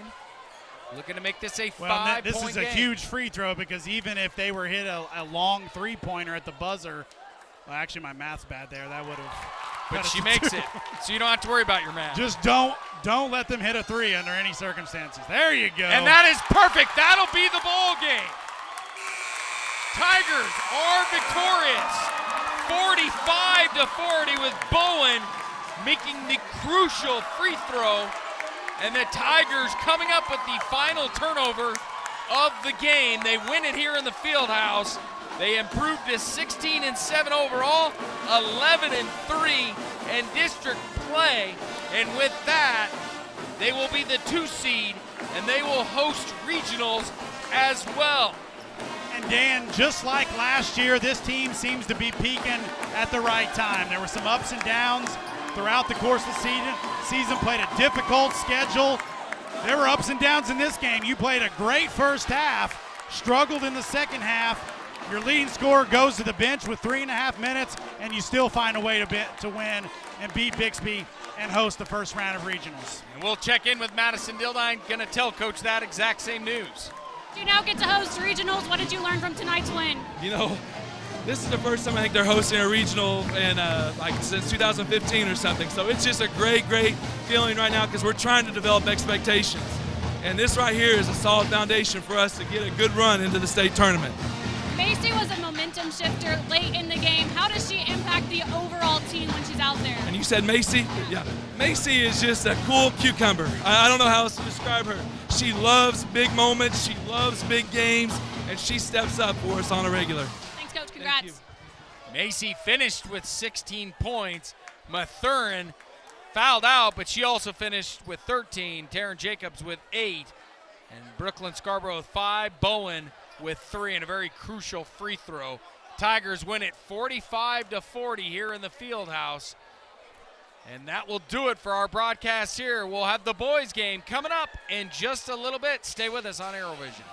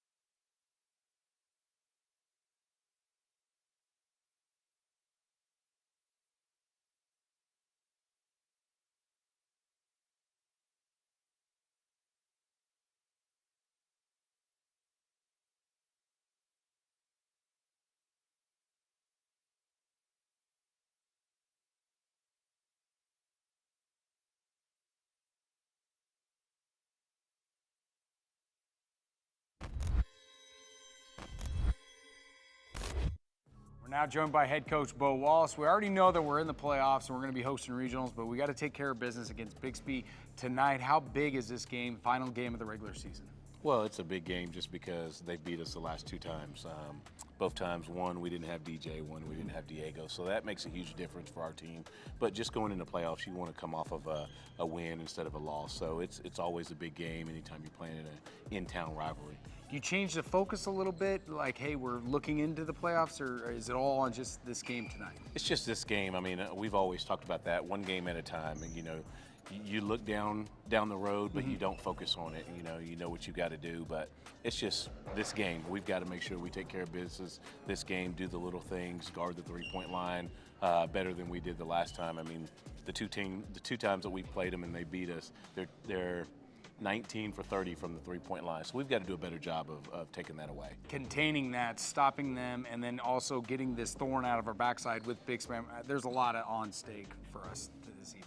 Absolutely, absolutely. Just one of those things, you know, take care of business, do the little things, understand the scouting report, and everything takes care of itself. How are the boys feeling about this game? Is this, normally we're on a Friday or a Thursday, and this is a short week? Yeah, I mean, I think they're just ready to go. You know, they know that that we've lost the last 2 to them, so they'll be ready to go, excited about playing, and then have a little bit of time off to get ready for playoffs. Well, Coach, best of luck. We'll have the starting lineups coming up next on ArrowVision. Hi, and welcome back inside the field house. Broken Arrow, the ladies were able to beat the Bixby Spartans. We now look for the sweep tonight against the Bixby Spartans, with the boys getting ready to start it off. Broken Arrow 16-6 overall, 10-3 in district play. Spartans 13-9, 8-5 overall. Greg Spencer alongside Madison Dildine, and Madison has our keys to the game this evening. Madison? The three-point line. Bixby is 19 of 30 from the three-point line in our last 2 matchups. Then we've got to close out and be better and quicker on containing the drive. Last but not least, we've got to put emphasis on transition points. Dan? Yeah, some good stuff from Coach Wallace is you got to get those points in transition, kind of like what we talked about in the girls' game, Greg. Well, and this should be a similar matchup to what we just saw, just as it was when they played at Bixby. The Tigers have lost 2 close games to the Spartans this year. I may be biased, but I think we're a better team, and I think we're going to prove it tonight here on our home court. And I'm anxious to watch Devon Wallace, his home debut of the season. He met 1 game. Has he played 1 game, or did he sit? I think I should have done my research a little bit. I believe it was on the road. It's not been inside the field. I know for a fact he hasn't played at Tiger Fieldhouse yet, but I think he did play 1 game last week. So excited to see him make his Tiger Fieldhouse debut. He's a guy that would have been starting for the Tigers all year long, one of the more experienced guys that came off the bench last year. Coach's son, I expect him to have a contribution tonight. He's still kind of shaking off the rust, but I think the Tigers are going to step up big tonight, and I want to see him get off to a good start. Yeah, I definitely want to see him get off to a good start as well. We'll have the starting lineups from both teams coming up on the other side. Broken Arrow Tiger basketball on ArrowVision. Matthews Ford in Broken Arrow has been collaborating with Broken Arrow Public Schools since 2016. Through this partnership, Matthews Ford sponsors the Broken Arrow Teacher of the Year Award by providing a courtesy car for the winner to drive throughout the year. We'd like to recognize Matthews Ford for their efforts in supporting educators and being a valuable community partner with Broken Arrow Public Schools. This support sets a great example of how local businesses can work together with our school system to create a better future for all. Life happens in a hurry. Our money experts will help you keep up. T2CU Federal Credit Union. Life is better in balance. If you and your family have been waiting for the perfect time to jump into your dream home, it's here. We make buying a new home as easy as it is exciting with quick credit approvals and great rates. First National Bank of Broken Arrow. First people put people first. Your side hustle keeps you moving. We'll help you get where you really want to go. T2CU Federal Credit Union. Life is better in balance.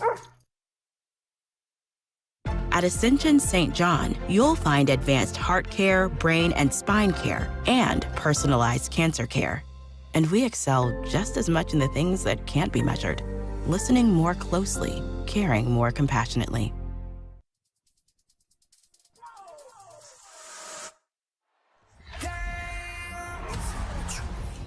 This ain't what you want. This ain't what you want. This ain't what you want. This ain't what you want. This ain't what you want.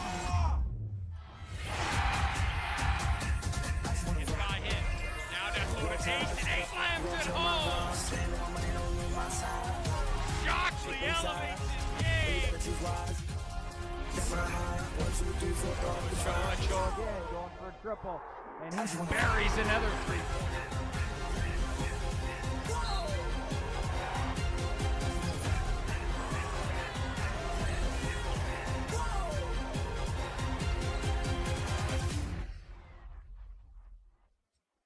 I just wanna rock. And welcome back inside the field house. Broken Arrow taking on the Bixby Spartans tonight. Diego Ochoa will start it off for the Broken Arrow Tigers, 6'2" senior guard, followed by number 5, JD Julian Talley, guard, 6'5" junior. Number 12, Anton Wallace, guard, 6'1" junior. 21, DJ David Howes, guard, 6'5", junior. Rounding out the list, another junior, Logan Shockley, number 33, guard, 6'5". For the Bixby Spartans, they will start it off with Tristan Drivers, 6 even, junior. Number 2, Nick Fredrickson, 6'4", senior. Number 3, Sam McCormick, 6'3", senior. Number 4, Luke Fredrickson, 6'0", senior. Followed by Spencer Hawley, 6'4", junior. So that'll be the starting lineups as well. We'd like to thank our One Club sponsors: First National Bank of Broken Arrow, Simpson St. John, Tulsa Bone and Joint, TTCU Federal Credit Union, Matthews Ford, the Arrow Group, and Quick Trip. Spartans come into town with a 13-9 mark, 8-5 in district play. The Tigers 16-6, 10-3 overall. We'll give you updates throughout the course of the contest of some 6A boys as well. Owasso already a final over U.S. Grant, 91-25. Union and Edmond Memorial 13-12 in the second.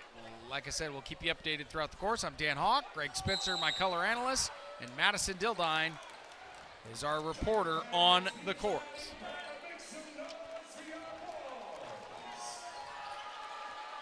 DJ Howe going right to work to Talley. Over to Shockley, to Wallace. Wallace back to Howe, over to Ochoa.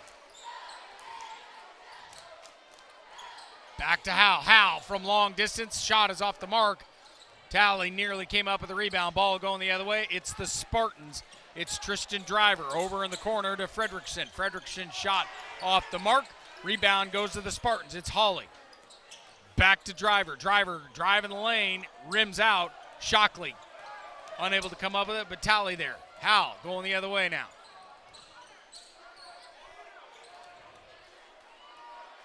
Going to Ochoa, over to Wallace. Wallace back to Howe, inside to Shockley. Shockley back to Talley. Talley puts it off the glass. The board rather, and it's good, 2-0. Nice job there by Broken Arrow on that backside, on that pass, making that cut, finishing, and going up early here. Talley puts the Tigers up 2-0. Bixby's a team that plays pretty similarly, Dan, to their girls team. Styles, they're going to look to get up and down. They're going to, they got 5 in. They're going to shoot a lot of threes, 5 out, Broken Arrow's a team that, even though they have the better overall and district record, like we said, has lost twice to this Bixby team. So, they're going to be coming out tonight ready to play. And the Spartans are coached by Lance Kite. He's been there a while.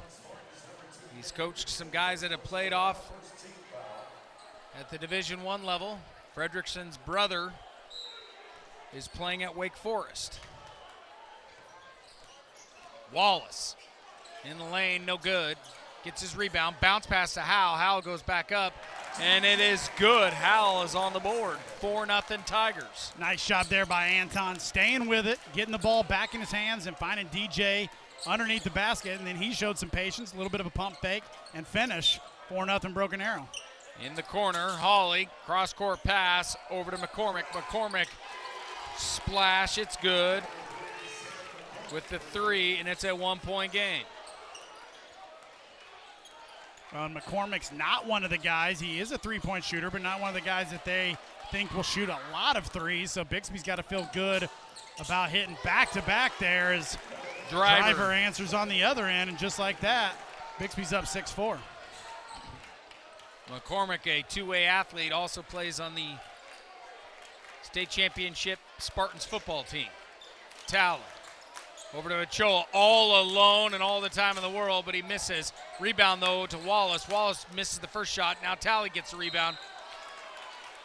And a Spartan commits a foul. It is number 3, McCormick.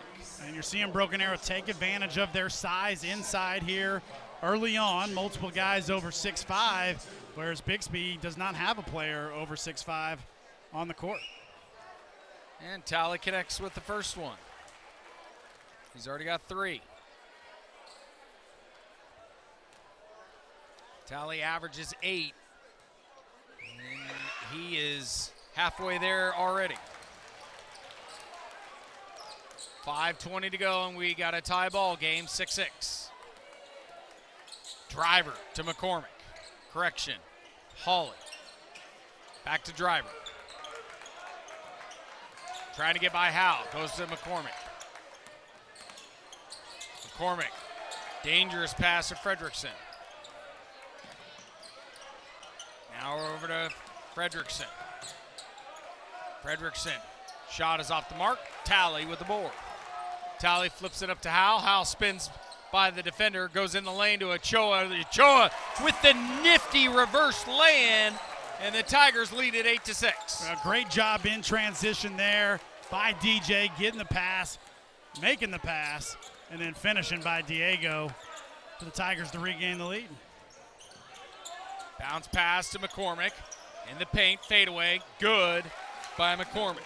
5 points for Sam. Yeah, McCormick's kind of got that old man game. Looks like a dude in the City League with that left hand. He's kind of got that unorthodox little jumper there, but he's got 5 points and he's playing well. Wallace over to Ochoa. Back to Shockley. Now to Talley.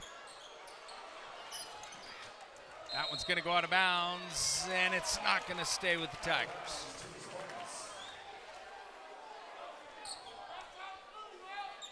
So far in the 2 meetings that these two teams have played, which is unorthodox here, is this 3rd time. The first time was in that Shawnee tournament. In fact, I think both games, well, that would have been on Friday, so they played in a Friday afternoon and then a Saturday afternoon makeup game at Bixby's. A nice move there. But this is actually the first time that the Tigers and Spartans have played at night this year. That's right. That was during that storm as well. Yeah, we had the makeup game that was originally, the game at Bixby was during the first little winter storm we had this year. Hopefully that's the last. Choa with the floater makes it. Usually when we have bad weather, I blame Steve and Narrance, so 10-10 in the field house. Driver pulls up. Jay is no good. McCormick with the rebound. Goes back to Driver. Driver with an unorthodox shot, no good. Shockley with a rebound. That was Fredrickson there. Thank you. They are kind of hard to tell apart. Fredrickson is weirdly listed at 6'4" as opposed to Driver at 6 foot. There does not look to be 4 inches of difference in those two guys' height. So very, maybe some embellishment on Fredrickson's height listing there. And Shockley unable to go from long distance. McCormick with the rebound. Fredrickson now. Driving it all the way to the cup, no good. Shockley with the board. And he's come out gunning and hasn't been able to knock anything down thus far in this 10-10 game. He's got a pretty frantic pace that Broken Arrow wants to slow down a little bit. Bixby continues to zone up in a little bit of a 2-3 extended. Talley going off his defender, no good. McCormick with the rebound. You're forcing that shot a little bit. You didn't move the defense. You didn't make them work, and then you force that jumper. So not the possession that Coach Wallace wants, as he's going to send in a couple subs as McCormick continues to own the Tigers here in the first quarter. He's got 7. His tally goes in traffic, gets it to go. The little floater, he's got 6. 12-12. Back-to-back contests with these two teams right here with back-to-back same scores. His driver turns it over to Howe. Howe nearly running on his teammate Clemens. So Ace Clemens will check in, Corbin Dow will check in, Wallace and Talley will check out. Well, Dan, to correct myself, there's 2 Fredricksons on the roster, and Nick is actually the one that's 6'4". He's number 2, so Luke is the one that's 6 foot. So my eyes did not deceive me there, that he is actually the same size as Driver. Nigel Noyes in there for the Tigers as well. As Clemens out to Dow, to Howe. Howe from NBA range, no good. Noyes with the rebound. Back up, no good as well, but Clemens is there. And you've commented several different times when we've called games, Greg, about the improvement of Clemens throughout the course of this year. Well, he's just capable of so much, and he seems to be getting better there, but there's still some moments like that as you in the wrong place defensively, and that what he's got to understand is that's why he's checking in at 7 minutes into the first quarter as opposed to starting or getting in a little sooner. He's a guy that can kind of elevate this team's game if he cleans up some of those things. There's Dow in the corner. Cash money bottoms. It's good. Love seeing that there. We talked about last game how Dow's a guy that hasn't really found his shooting stroke that we know he has, that we say that he's going to have in the future, but he gives us a little bit of glimpse of it there, knocking down that important 3 as Bixby's going to hold for the last shot. Yeah, Driver with the ball, 17-14, 16 seconds left on the shot clock. He gets it to Cooper Fisk. Fisk is holding on to it forever. Extreme waiting of the clock there. I'm not sure why you're not attacking a little bit sooner, but over in the corner to Shone Lewis, no good, and that will end the first. 17-14, Tigers on top of the Spartans. We'll have the second quarter. Stay with us on ArrowVision. Tulsa Bone and Joint, Northeast Oklahoma's sports medicine experts. We are pleased to help you and the athletes in your life with a number of surgical and non-surgical options. Tulsa Bone and Joint is proud to serve as team orthopedist for local high schools such as Broken Arrow, Owasso, Sapulpa, Cascia Hall, and Bishop Kelly. We're also proud to be team orthopedist for FC Tulsa. Tulsa Bone and Joint, moving life forward. If you and your family have been waiting for the perfect time to jump into your dream home, it's here. We make buying a new home as easy as it is exciting with quick credit approvals and great rates. First National Bank of Broken Arrow. First people put people first. And welcome back inside the field house. Tigers leading at 17-14 in the second quarter is getting ready to get underway. But here's a look at those district standings. Like I said, the Tigers will host a regional. Choctaw 11-2, Broken Arrow 10-3, Bixby 8-5, Jinx 8-5, Stillwater 5-8. I know that regardless of the game, it really doesn't matter because they will be hosting regionals, Greg. But they don't. Girls needed to win that game tonight by 3 or more points to clinch. They did so. Boys have already done so. But this is a game that you just want to get going to the playoffs and win as we go down to Madison-Dildine. Coach was saying, hey, we cannot forget that we're going to have to make them work for this. We can't trade baskets with them. We've got to get shots and block out, guys. You got to get those box out moments when you can. There's Hawley with the ball, guarded by Clemens. He goes to Driver, guarded by Howe. Open lane shot for Hawley, correction, behind the arc, and he makes the triple. Nice job by Hawley there on the pop out. Got his hands ready, got his feet set, and knocked it down. This Bixby team has a lot of good shooters, and the Tigers have got to run them off the three-point line and not allow those clean looks. Tigers have Noyes, Howell, Dow, Clemens, and Shockley in there. And they go to Clemens. Now back to Noyes. Noise in the paint. Puts that one, waits for his time, and puts it in the cup. Yeah, nice aggressive drive there. Made the jump stop, got the defense in the air, and finished. 19-17, 6:51 to go here until halftime. Frederickson. Over to McCormick. McCormick in the paint. Picks up his dribble. Gets it into Frederickson. And that is Nick Frederickson. So you have Nick Frederickson, number 2, and number 4, Luke Frederickson.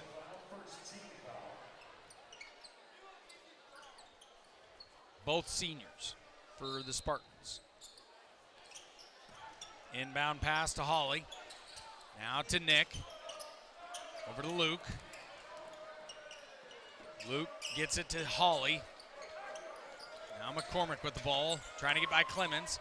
Kicks it out to Luke. Luke misses the shot. Rebound, Spartans. They move it around once again. Nick, open triple, no good. As Noise picks up the rebound. Noise driving in traffic, loses it. Ball going the other way. It's Driver. Driver loses this one out of bounds. It's going to stay with the Spartans. He was trying to get the foul on Hal, but I don't think there was no foul. Yeah, good job there by DJ getting back in transition, making that into a tough contested layup attempt, and a nice job there by the official not being baited into a bad call. Might have missed a travel there. So Driver guarded by Talley. Goes in the paint. No good. Rebounded Clemens. Goes right to Hal. 5:50 to go till halftime. 19-17. Hal down low to Talley. Talley gets the shooter's roll, and he's gotten 8. He's tied his season average. Great court vision there by DJ Hal, finding Talley, who's off to a great start here tonight to extend this Tiger lead to 4. As again, Driver just continues to be aggressive. I'm not real sure why they were awarded that timeout, because I felt like the ball was already in. Yeah. That was pretty quick. 21-19. Let's take a quick timeout. You're watching Broken Arrow Tiger basketball on ArrowVision. Your side hustle keeps you moving. We'll help you get where you really want to go. T2CU Federal Credit Union. Life is better in balance. At Ascension St. John, you'll find advanced heart care, brain and spine care, and personalized cancer care. And we excel just as much in the things that can't be measured. Listening more closely, caring more compassionately. Welcome back inside the field house. We want to take time to thank our One Club sponsors, First National Bank of Broken Arrow, St. John, Tulsa Bone and Joint, TTCU Federal Credit Union, Matthews Ford, the Arrow Group, and Quick Trip. 5:27 to go. Tigers leading 21-19 here in the second. Hal over to Talley. To Dow. Back to Hal. Cross-court pass to Dow. To Talley. Top of the court. Driving in the lane. Shot just pops out. A lot of contact there on the other end, and that's just going to add fuel to the fire there of Coach Wallace, who was looking for the call on one end, didn't get it. Bixby pushes it in transition and draws the foul on the other end, so Bo not happy about that transaction. As Dow was whistled easily for the foul there. That's his first.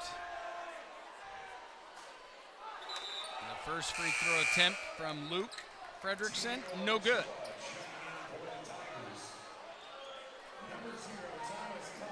Thomas Coffey checking in for Bixby, and Sam Cormick will take a breather. And Ochoa's back in there. So Ochoa, Clemens, Noise, Hal, and Talley. And the second free throw was good from Luke. 21-20, 1-point game, Tigers. Now these teams continue to be very evenly matched. You know, some contrasting styles of play. Broken Arrow wants to push it as well, but is able to attack in the paint, whereas this Bixby team's just constantly pushing, aggressive, driving, three, kick, shoot, and doesn't matter when they play, where they play, they're pretty evenly matched. And that was a long shot by Noise, way off the mark. Luke Flipping it out to Coffey. Coffey connects from long distance, and the Spartans take the lead for their first lead of the game, 23-21. Noyes with the ball.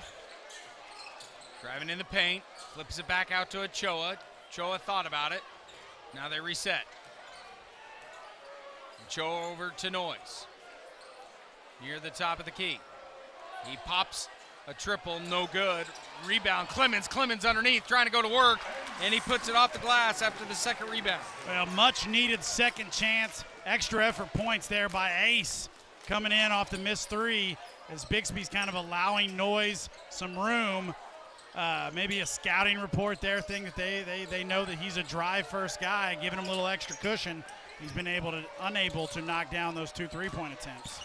Driver pulls up, and he connects. He's got 7. I like that kid. I like his game. I like his aggressiveness. He's a guy that if he was 6'4", 6'5", would unquestionably be a D1 player.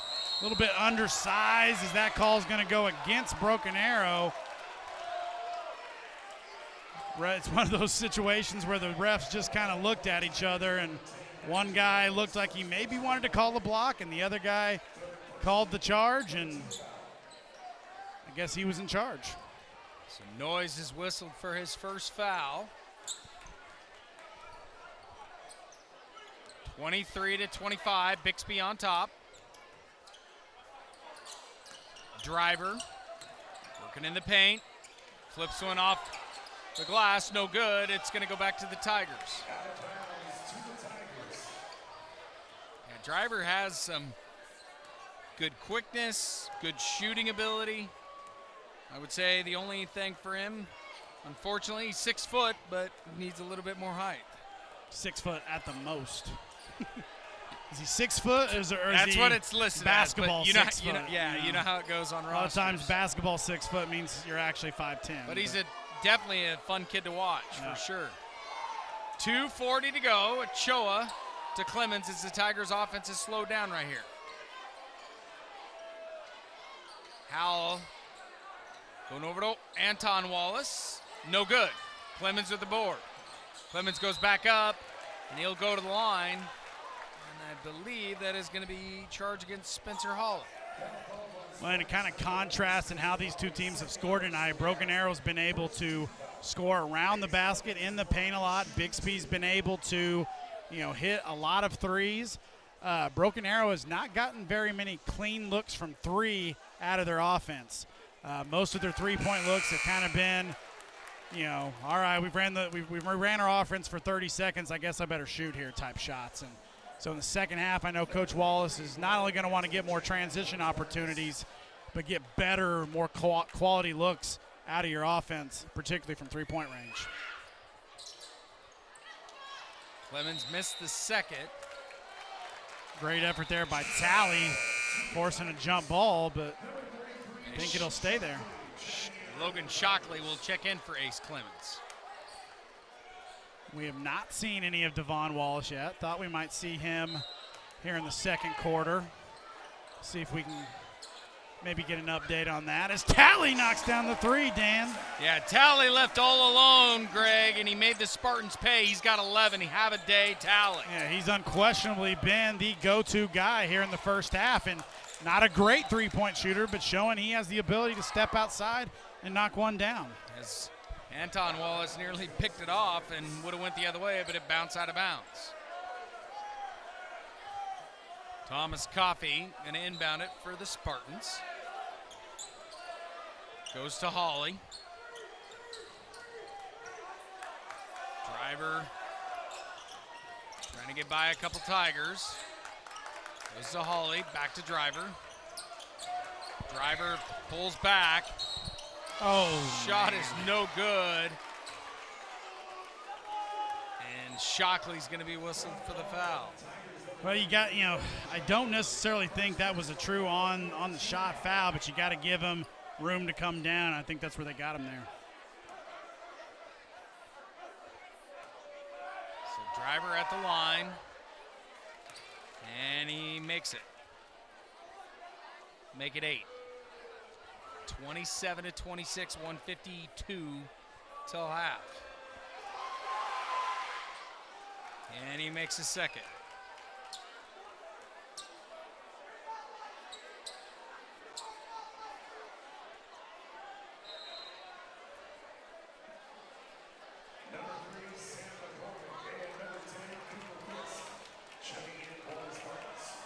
So Sam McCormick back in the lineup for the Spartans.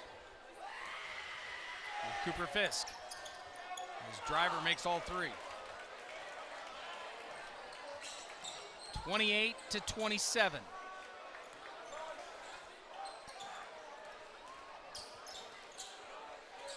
Howe. Going inside. Off balance shot, no good. Rebound goes to Fisk. Now they give it to Driver. Driver. Oh, man. Going right up on Shockley, and he'll be whistled for a second. I don't know how that's a foul. He's back in transition. He's moving his feet. A little bit of contact's made. You know, Driver continues to play downhill, but that's a pretty touch foul there. As Shockley's shaking his head, wondering, why me?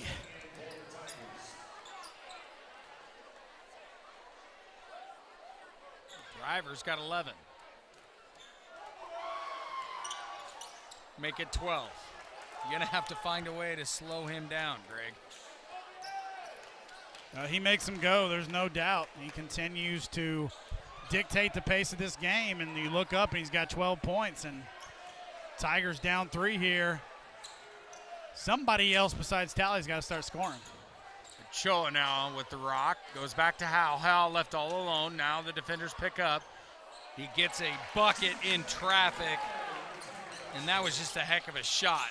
Yeah, aggressive, strong drive, some body contact there, no foul. Interesting to see if Bixby is content with a 60-second one-shot possession. That's just awful for high school basketball. I'm sorry, but I want to see a shot clock. And it's not against the Spartans. I just want to see a shot clock. I don't like this long hold. And that's looking like that's what they're going to do. Well, and to Bixby's credit, they're not a team that is going to do this other than at times like this where you're trying, you got a 1-point lead and you want to go into the locker room up 1, up 2, up 3, up 4, which they have a chance to do so. In fact, Bixby's a team that if you had a shot clock, they would not be utilizing it that well as much as they attack and shoot pretty quickly every possession. Driver now gets the offense going to Fisk, down low to Antle. Yeah, that's just great, well-executed strategy. Broken Arrow didn't do anything to get them. Whoa! Does that count? I think he counted it. I don't know that it was actually good, but it has counted it, and it's not going to do him any good to argue because there's no replay, and that ball is good. And we got a 32-32 tie. As DJ Howe with his... Whether Bixby likes it or not. With DJ Howe's mom standing right next to me, gets it to go to halftime, 32-all. Mom, you got to like that one. Can't get any better than that. We're at the half.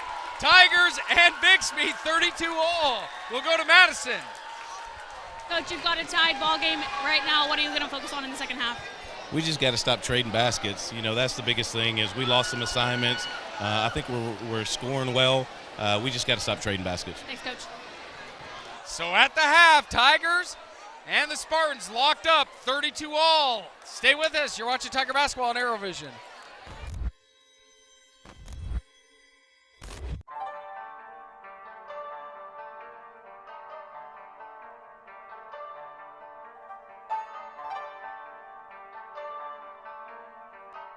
Hey Tiger fans, I'm Cherish Booth here at the first National Signing Day of the year where I got the opportunity to talk to many athletes signing today. Take a look. I'm joined alongside soccer players Brooke Dodd and Hannah Anderson who just signed to Northeastern State University.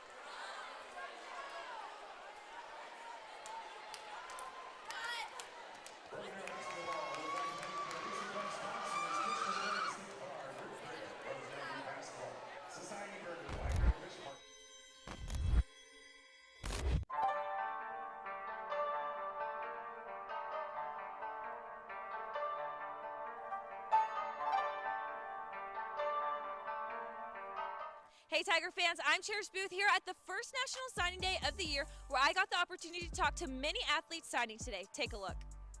I'm joined alongside soccer players Brooke Dodd and Hannah Anderson, who just signed to Northeastern State University. Guys, what made you want to sign with NSU? I really liked the environment, and I knew a lot of girls there that I really liked, so that was a big factor. Hannah? I really liked that it was close to home and my parents could come watch me play, and I loved the campus. I'm joined alongside football player Hunter Martins, who just signed with Coffeyville Community College. How do you feel about beginning the next chapter of your football career? It's amazing. I came out here my sophomore year and was like, dang, I really want to do that one day, and here we are doing it today, and after a couple months we're going to be up there in Coffeyville. I'm joined alongside track athlete Ariana Maston, who just signed to Ottawa University. Ariana, tell me, what made you want to sign with Ottawa today? The head coach there, he's really amazing. He's a really cool guy. He's trained Olympic athletes, and he takes his kids to a bunch of amazing meets. So now I get to be a part of that next year.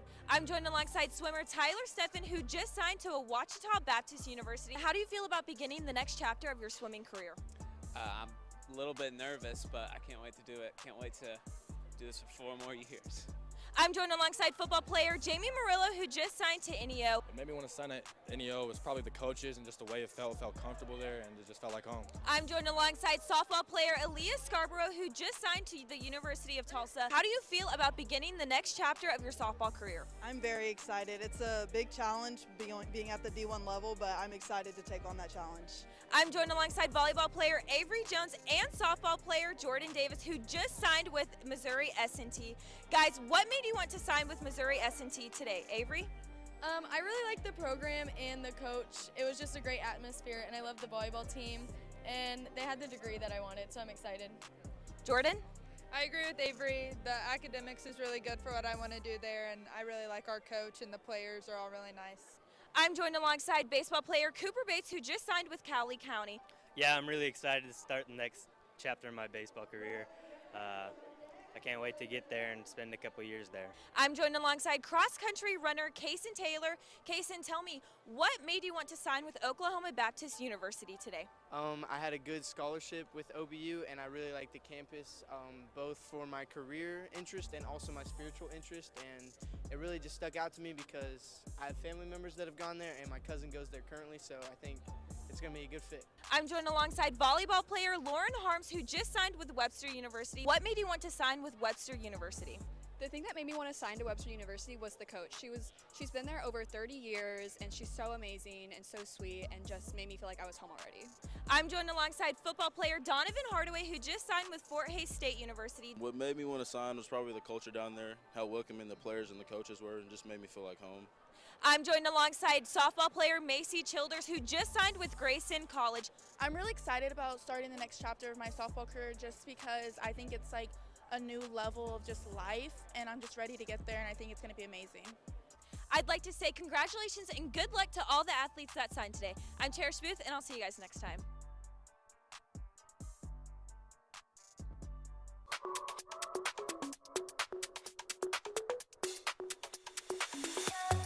In her inaugural season as head coach, Brianna Davis has instilled a winning mentality since the Tigers swim team first took to the water this past October. This winning attitude has been ingrained by a pair of Tiger swimmers, Lillian Skinner and Caden Weingartner. This season has been all about their growth. I think both of them respectively really add to the team atmosphere, and they help us create just one tribe. Lillian's love for the water has been brewing since childhood, making her a natural-born fish in the water. I just really liked being in the pool when I was younger. Like, I think I started maybe swimming when I was like 6. I used to go to the pool with my grandma, and whenever she first got me in the pool, I couldn't be taken away from it. It was just so much fun. Records have already fallen for the freshman, with Skinner breaking the 200 IM record. Now her sights are set on state, carving out a chance to compete at the next level. I have a bunch of colleges that I really want to go to, and right now I've just really want to get into like a D1 college, but still I got to keep training hard and working hard to like get the times for it. Caden's journey to the water didn't start as planned for the now junior. But his relentless work ethic propelled him to become one of the team's strongest assets. It helps, especially since she was faster than me at the beginning of the year.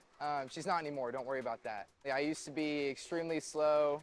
I was like the slowest on the team, and now I'm like one of the fastest. He had that little tick in him that made him want to reach for the top, and that's something that has always stuck with me. Hayden and Lily's journey in the water has been quite the adventure, but one thing never changes: their dedication to the Tiger swim team.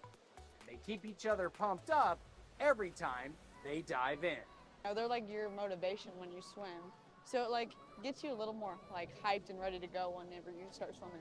No, I definitely didn't think I'd be this good, and I definitely didn't take it that seriously whenever I was a freshman as I do now. United by passion, fueled by determination, with their sights set on a state championship. In Tulsa, with ArrowVision, I'm Dan Hawk.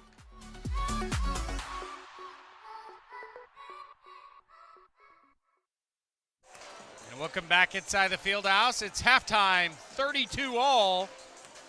Bixby taking on the Broken Arrow Tigers. Halftime stats for you: Julian Talley with 11, David Howe with 7,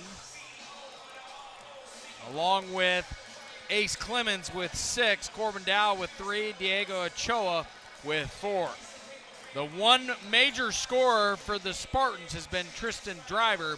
He's got 12. We want to thank our One Club sponsors: First National Bank of Broken Arrow, Simpson St. John, Tulsa Bone and Joint, TTCU Federal Credit Union, Matthews Ford, the Arrow Group, and Quick Trip.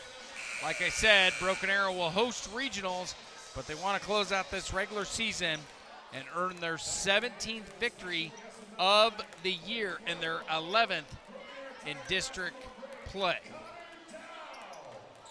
And Connor Dow, former Broken Arrow Tiger great, is in attendance. They just announced him over the PA announcer. Yeah, that doesn't usually happen for somebody that's only been gone a year. And we do love Connor, freshman at OSU right now.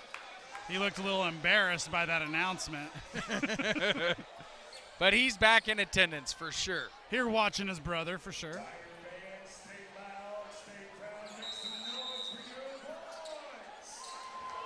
So we begin the third quarter. Howe, Wallace, Ochoa, Shockley, and Talley in there. Their starting five is in there as well. McCormick with the ball on Shockley. Cross-court pass over to Hawley. Hawley going back to McCormick. McCormick over to Fredrickson. Luke. Now Hawley with the ball. Guarded by Talley. Driving the lane, trying to put it off the board. No good. As Wallace trying to get a one-handed rebound, unsuccessful. Driver coughs that one up. Little 2-on-1. And Shockley finishes at the other end. And Shockley is down on the ground and he's hurt.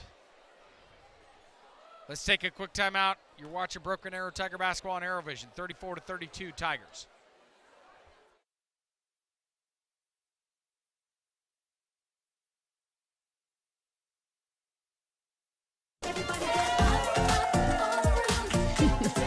Life happens in a hurry. Our money experts will help you keep up. TTCU Federal Credit Union. Life is better in balance. And welcome back inside the field house. Shockley will take a breather, and Ace Clemens will be in there for the Tigers right now. As Wallace picks it up a steal off the turnover. Talley pulls up. Unable to connect. Rebound, Driver. But Ochoa playing some tough defense. Coach Kite not happy for the Spartans as Howell goes into the lane. No good. And that ball goes back to Driver. Driver going the other way, guarded by Howell. That one goes off the board. Well, and Broken Arrow's really got to do a better job on Driver when he's driving of not allowing for so many just kind of touch fouls. Like, have you seen him make any shots in traffic? No, he is not this evening. And I feel like we're just putting him on the line unnecessarily. Now, credit goes to him for what he's doing as far as getting to the line and being aggressive, getting into the paint, making break. He's a tough guard. He's constantly moving. Like we said, we like his game. And really, honestly, he's been the best player on the floor, but I feel like Broken Arrow's putting him at the line unnecessarily too often. Yeah, he's got 4. Now and there's a bad turnover. Miscommunication on the press break there as Anton's pass was a little high, and Tally assumed it was, instead of leaping for it, maybe saving it, thought maybe somebody was over his head there to catch it, and they weren't. So they're trying to find the ball. They eventually come up with it. Remember, the Lady Tigers won 45-40, so we're looking for the broomstick tonight against the Spartans. And either way, we will be back next week live with basketball regional action here on ArrowVision. McCormick bounce pass over to Hawley. Hawley back to McCormick. And McCormick connects. Yeah, with a jumper. Not good defense there by Ace, allowing an easy catch, then just letting him go to his left and get a clean look.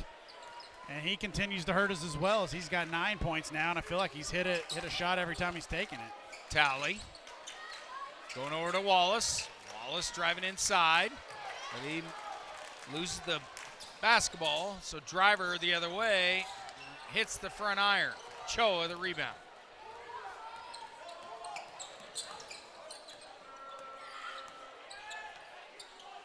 Choa over to Wallace. Bounce pass to Tally.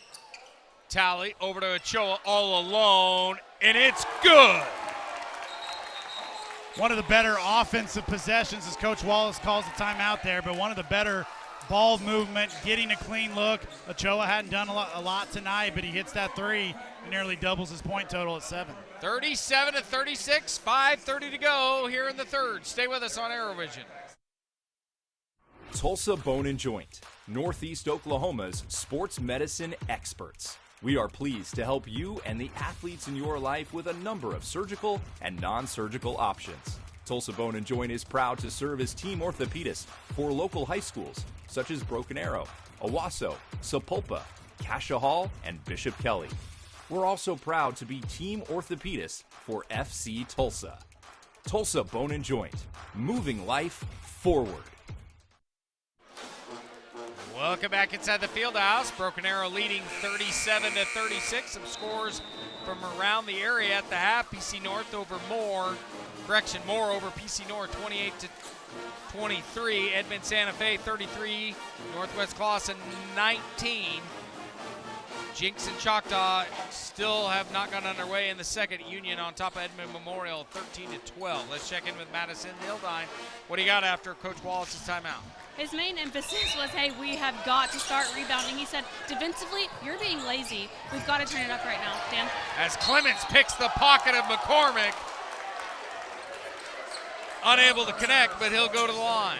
And I agree. I think, this Tiger team, I've not really seen them dictate things defensively tonight like the way they are capable of. And so you got to love it if you're Coach Wallace coming out of that timeout and forcing a turnover and hopefully collecting some points because of it.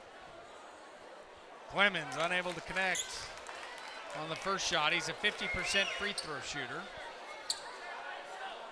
Well, let's hope that holds up right here. And it does. He's got 6. He's already above a season average of 5. 38-36. Hawley over to McCormick. McCormick driving in the paint. Puts a high shot off the glass. It's good. He's got 11. It's 38-38. And Broken Arrow's probably lucky he hasn't shot the ball more because, like I said, the last time he just scored, he seems to be making it every time he touches it. And Tally left all alone. No good. Howell unable to come with a one-handed rebound. Driver going right by Ochoa. There's precisely my point. Make him make the shot around the basket. Now you nearly have an easy foul there, but as aggressive as Driver is, he's not finishing.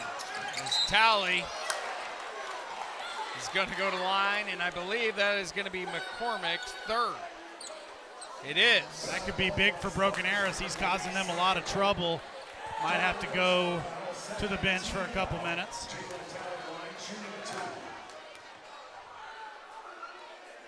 And Tally makes it. He's got 12. McCormick will check out. Thomas Coffey checking in. Tally, a 65% free throw shooter. And Davon Wallace checking in for Broken Arrow, as Ochoa and Anton Wallace checking out with Corbin Dow in there. So yeah, good to see Devon back in the house tonight, making his Tiger Fieldhouse debut. As you'll see, he's got a big knee brace there. He's going to have to play himself back into basketball shape, But he's a guy that could be a contributor for this team in the playoffs and would have been a big contributor all year long if not for the knee injury. It's good to see Coach's son back in there. Well, and you got to defensively, especially, as you see, he doesn't look clean with the way he's running like you would normally see him. It's just a different kind of game shape as DJ makes a nice move and gets to the line. But it's just a different kind of shape that you got to be in when you've set out for so long and you're trying to recover from an injury.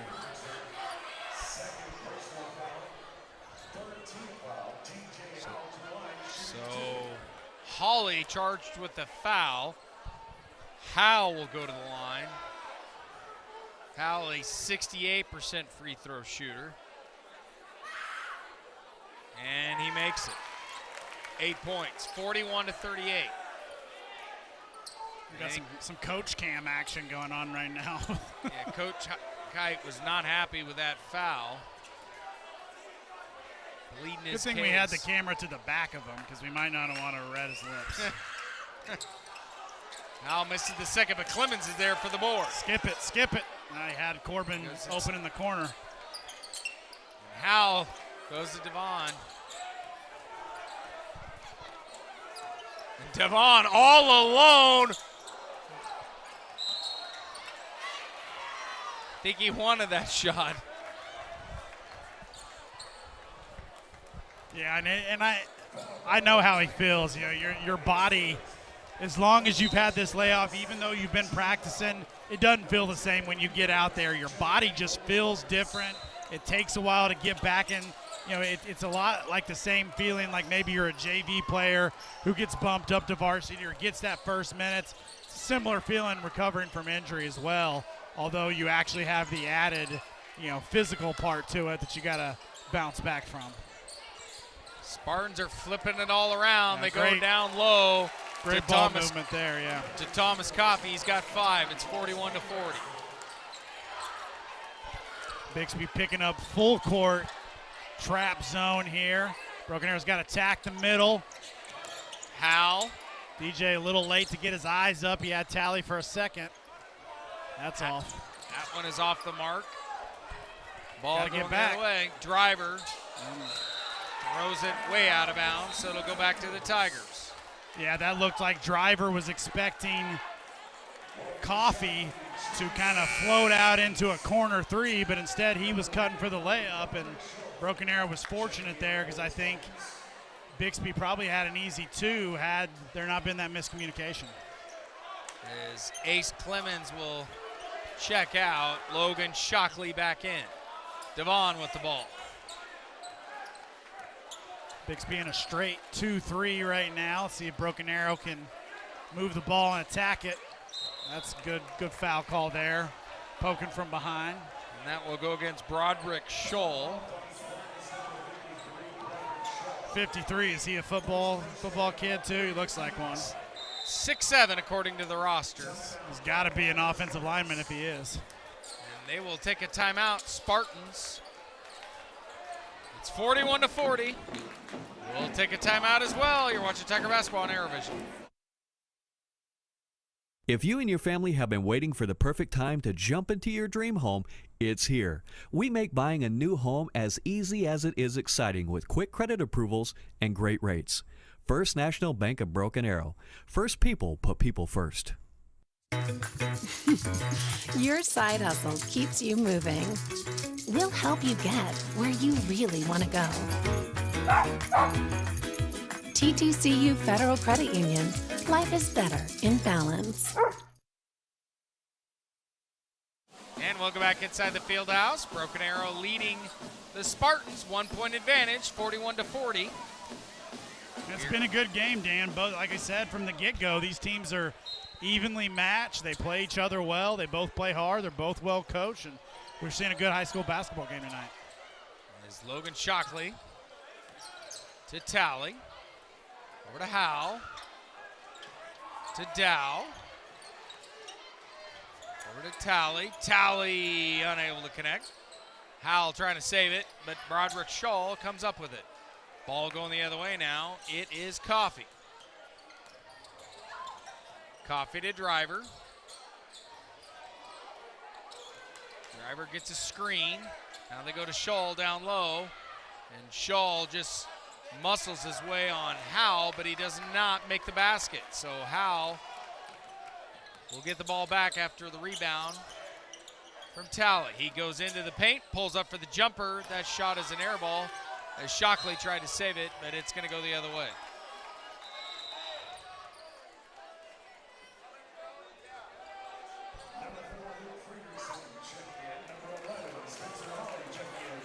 Shaw and Spencer Hawley checking in. And Luke Fredrickson back in there for the Spartans.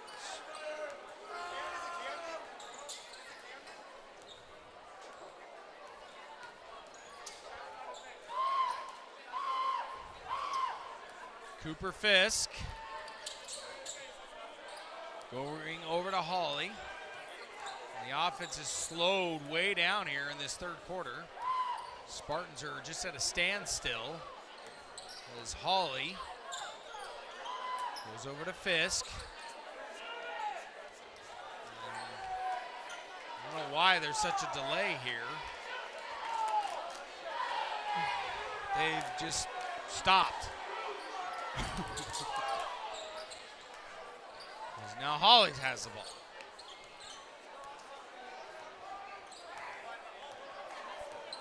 We also got some pretend coaching going on right now. Yeah, 100%. We're setting up a 90-second play here. There's Hawley. Bounces. I can't imagine any scenario where you're down a point that you would want to hold for one shot in the third quarter when time is more important than anything. That's it. You're literally decreasing your chances of winning the game by doing this. But hey, more power to you. We're still waiting. Can we play the Jeopardy theme? Now the assistant coach has a point of advice to tell the coach with 5 seconds left, and now Broken Arrow picks up a smart foul there. And if I were them, I would go out. Let's foul twice more right here, and don't even let him get a shot off. Devon, Wallace, and Talley will check out. Ochoa and Noyes will check in. Foul immediately on the catch. Do not let them shoot a long three here. As DJ's backed off right here, you got to get up on this guy. We had a backcourt violation right there. Unbelievable. Thomas Coffey going backcourt violation. It's 41-40 here in the third. We'll have the fourth on ArrowVision. You're watching Tiger Basketball. Life happens in a hurry. Our money experts will help you keep up. T2CU Federal Credit Union. Life is better in balance. Tulsa Bone and Joint, Northeast Oklahoma's sports medicine experts. We are pleased to help you and the athletes in your life with a number of surgical and non-surgical options. Tulsa Bone and Joint is proud to serve as team orthopedist for local high schools such as Broken Arrow, Owasso, Sapulpa, Cascia Hall, and Bishop Kelly. We're also proud to be team orthopedist for FC Tulsa. Tulsa Bone and Joint, moving life forward. And welcome back to ArrowVision. Broken Arrow Tiger basketball taking on the Bixby Spartans, 41-40. Tigers in front. Want to thank our One Club sponsors, First National Bank of Broken Arrow, Ascension St. John, TTCU, the Arrow Group, Tulsa Bone and Joint, First National Bank of BA, and Matthews Ford and Quick Trip. 8 minutes to go in the ball game as we are about ready to start the fourth quarter. Strange way to end the third. Stand still with just the ball. Greg, would you like to see the Tigers just hold it here for 8 minutes to end Definitely not. in the game? Noise going inside to Shockley. Shockley down low. Shot just rolls off. He'll go to the line.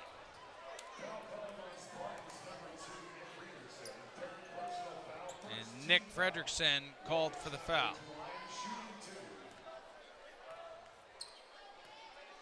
.748. And the first one rattles off.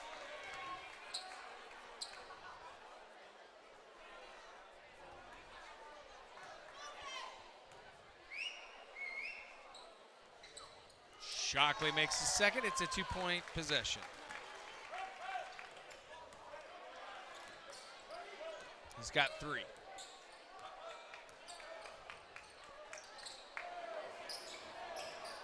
Bixby going to McCormick. McCormick guarded by Shockley.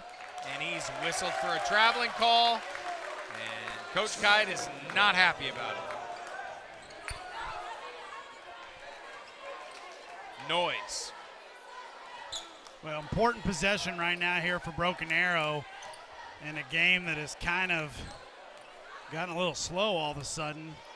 Only up 2 with a little over 7 minutes. If you could put up a little 6-0, 8-0 run right here, that sure would be nice. Noise goes to Ochoa in the corner. Ochoa unable to connect, but Dow slaps it out. And Dow now with the ball. Goes to Howe. And the offense is picked up now. Ochoa again from long distance. No good. Noise tried to slap it. Shockley saves it. Ball on the deck, but it goes out of bounds. It's going to go back to the Spartans. You know, we talked about earlier in the game about wanting to rebound on the defensive end, or excuse me, the offensive end, and the Tigers just took care of business right there. I know it didn't go in their favor, Greg, but got to like to see those second chance effort out of them. Yeah, the effort's been much better there as Dow gets the steal. Got to look up, got a man. Dow picks it up, goes back to Howe. Howe down low, and it is good. He's got 10. Tigers lead 44-10. 6:37 to go. We'll take a quick timeout. You're watching Tiger basketball on ArrowVision. If you and your family have been waiting for the perfect time to jump into your dream home, it's here. We make buying a new home as easy as it is exciting with quick credit approvals and great rates. First National Bank of Broken Arrow. First people put people first. Your side hustle keeps you moving. We'll help you get where you really want to go. TTCU Federal Credit Union. Life is better in balance. Welcome back inside the field house. Tigers clinging to a 44-40 lead with 6:37 here in the fourth. Dan Hawk alongside Greg Spencer, Madison Dildine in the field house. McCormick's pass to Hawley, guarded by Ochoa.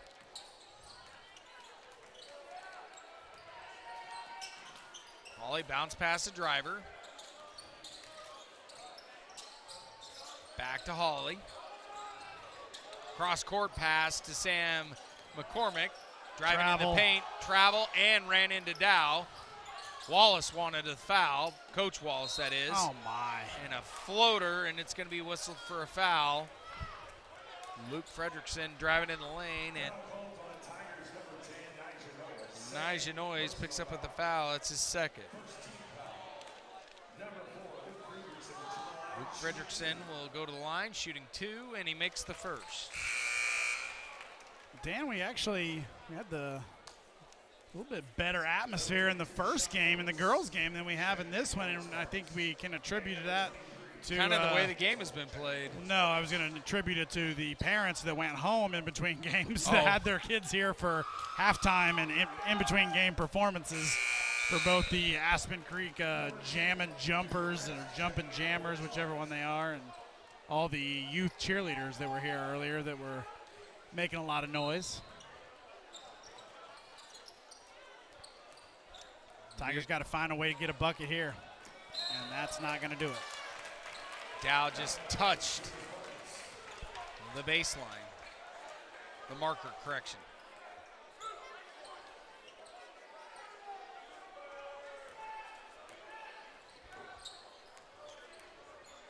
Still a lot of time to play here in this fourth quarter, 6 minutes. Bixby looking to tie or take the lead. Fisk. Now going to Antle, Ryan Antle in the paint, no good. Rebound, Spartans behind the arc.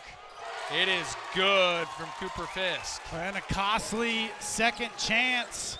Loose ball didn't go Broken Arrow's way, and now they find themselves down one with 5.5 minutes left to play, as it looks like Ace set to check back in pretty soon. Nice drive by Noyes, but doesn't get the roll. Howe watching the baseline, not going out of bounds, puts it off the glass. Good shot by Howe. He's got 12. Tigers lead it 46-45. Well, I'd like to see DJ be even more aggressive here in the last 5 minutes of this game as Bixby answered quickly on the other end. Antle, back-to-back points. He's got 4. Ochoa. DJ wanting the ball in a post-up opportunity, but now he finds himself extended out to the three-point line. Dow to Shockley. Shockley going underneath. No good. Unable to come up with the board. Sean Lewis with the rebound for Bixby. 4:30 to remain. Tristan Driver. Over to Spencer Holland. Guarded by Shockley. Hawley inside to Antle, and Antle has made 6 quick points for the Spartans, Greg. Well, and Broken Arrow is kind of fallen asleep defensively in the last few possessions, and the sense of urgency here needs to be awakened as DJ, fortunately, about gets knocked over there and draws the foul. Sean Lewis fouled him. It's 46-49. And Noyes, Ochoa, Dow, Shockley check out. Ace Clemens, Talley, Ochoa, Clemens, and Wallace, Anton Wallace, in the lineup right now. Anton. Again, not a lot of movement going off the ball as Anton is kind of being left on an island, and it gets bailed out of there and will go to the line, but Broken Arrow kind of playing tired offensively right now. It's Cooper Fisk charged with the foul. That's his first. Tigers trail 46-49, 3:47 to go in the ball game. 2 very important free throws for Wallace. And Wallace makes the first for his first points of the game.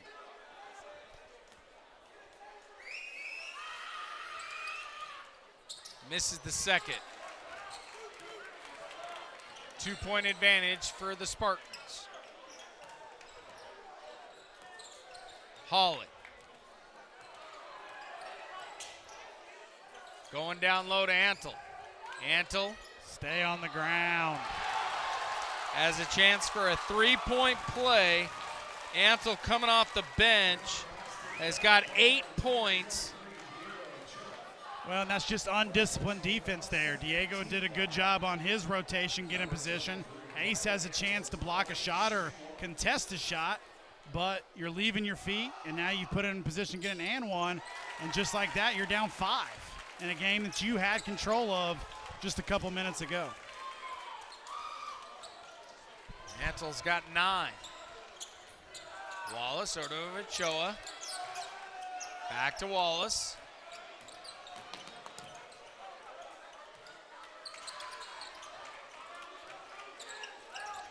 Down to Clemens, and it's going to be a turnover. Oh, we got a push in the back there on that post-up foul on 11, I believe. Antle picked up with the foul. That's his first. So that foul not only helps you not turn the ball over, but now the next foul by Bixby will put the Tigers into the 2-shot bonus. As Howlett gets the open look, no good though. Rebound to Fisk. Fisk over to Hawley. Hawley unable to connect. Clemens comes up with the rebound, slows it down, gets it to Wallace. Up to Talley. Talley driving in the paint, goes all the way to the cup, and it is good by Talley. He's got 15. Big answer there by Talley. Bring the Tigers back into a one-possession game. Got to get stops, though, right now. You need to make sure Bixby goes on a drought to end this ball game right here. Also, do not let them get in a situation where they start pulling the ball back out and wasting time. Straight up, don't foul. His driver brings it back out. Now Bixby does want to run some clock and put Broken Arrow into a trapping situation. Talley's got to get out there and guard him. I don't think he's a guy that wants to handle the ball much. Don't let.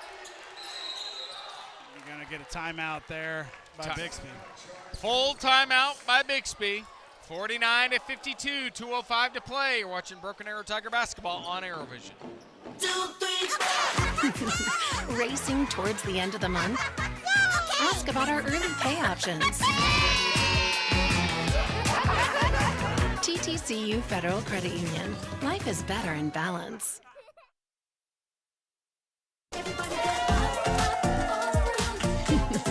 Life happens in a hurry. Our money experts will help you keep up. TTCU Federal Credit Union. Life is better in balance.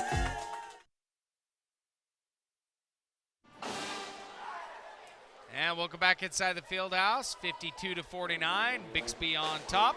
Thank our One Club sponsors, First National Bank of Broken Arrow, Simpson St. John, Tulsa Bone and Joint, TTCU Federal Credit Union, Matthews Ford, the Arrow Group, and Quick Trip.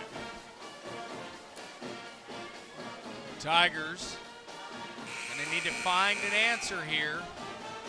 Trail by 3. Some other scores around the area. Union a win over Edmond Memorial 76-50. Owasso win over U.S. Grant 91-25. The Jinx and Choctaw game, if Choctaw were to lose and we were to win, would put us in a virtual tie. They would still get the tiebreaker as we head down to Madison-Dildine to see what we learned during the timeout. A lot of motivational things happening in that huddle. Coach said, hey, we've got to get up and make it happen. We have to rotate, make sure we're off the line, go tempo. We cannot be tired. Finish them off, guys. Just as she's talking about rotation, Broken Arrow was poor on the rotation, and Bixby quickly goes back up 5. So not what you want out of a timeout defensively if you're Coach Wallace. Is Manny in the corner. Manny Williams misses the triple. Interesting substitution there. Manny coming in for the first time and immediately takes a quick three-pointer that doesn't get in, but that's got to be – that should have either been a travel or an offensive foul, and yet somehow it goes against Broken Arrow. That will go against Manny Williams. I think Wallace has Manny in there because of his defensive effort. We've seen him down the stretch play some very solid defense.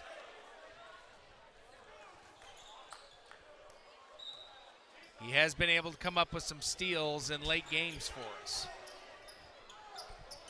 And the pass almost to the other side is Fisk, guarded by Wallace. They get it back to McCormick. McCormick gets the foul by Shockley. That's Shockley's third. And Talley will come in for Manny Williams. Talley, Howell, Ochoa, Shockley, Wallace in there. Anton Wallace. Driver with the ball. Over to Luke Frederickson. Sam McCormick now. Over to the other side. It's Fisk. Cross-court pass. And the Spartans are not going to shoot here. That is Anton Wallace's first. As Luke Frederickson will go to the line shooting 2.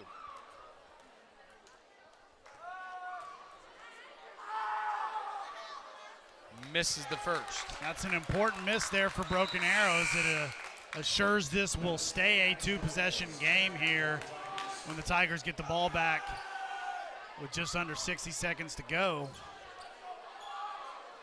As Nigel Noyes will check in for Shockley. And he misses both, so that's big. You got to push. Plenty of time, but you got to score here. Hal to Ochoa. Get an Ochoa and one. driving, and it's good. 51-54, timeout on the court. 49 seconds to go. We'll take a quick timeout. You're watching Broken Arrow Tiger Basketball on ArrowVision.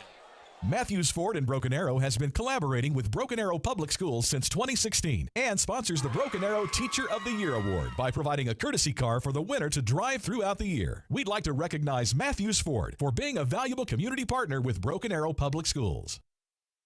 If you and your family have been waiting for the perfect time to jump into your dream home, it's here. We make buying a new home as easy as it is exciting with quick credit approvals and great rates. First National Bank of Broken Arrow. First people put people first. Welcome back inside the field house. Broken Arrow trailing 51-54 with 49 seconds to go.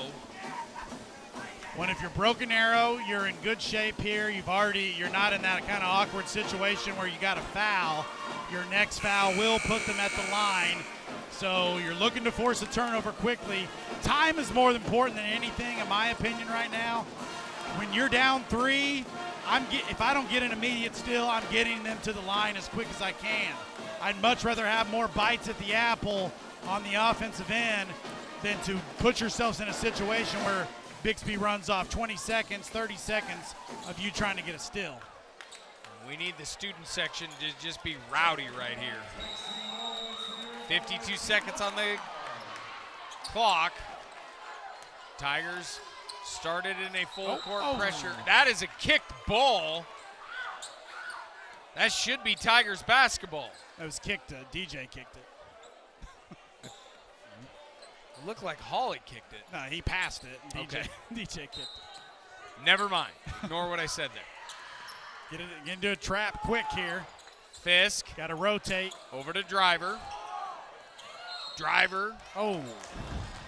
As Wallace will pick up another foul. Well, and you had him in a situation where the trap's there, and then you kind of bail him out with, instead of being aggressive in your defensive, and you immediately reach. So not the best defensive possession there from Broken Arrow, and Bixby's able to run about 11 seconds off as the Spartans continue to struggle from the free throw line down the stretch.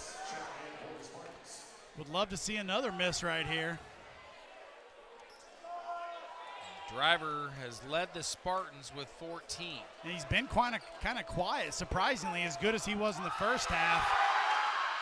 He has not scored a lot in the second, even though Bixby's been able to take the lead. Broken Arrow's got to move the ball up the court quickly. Clean look.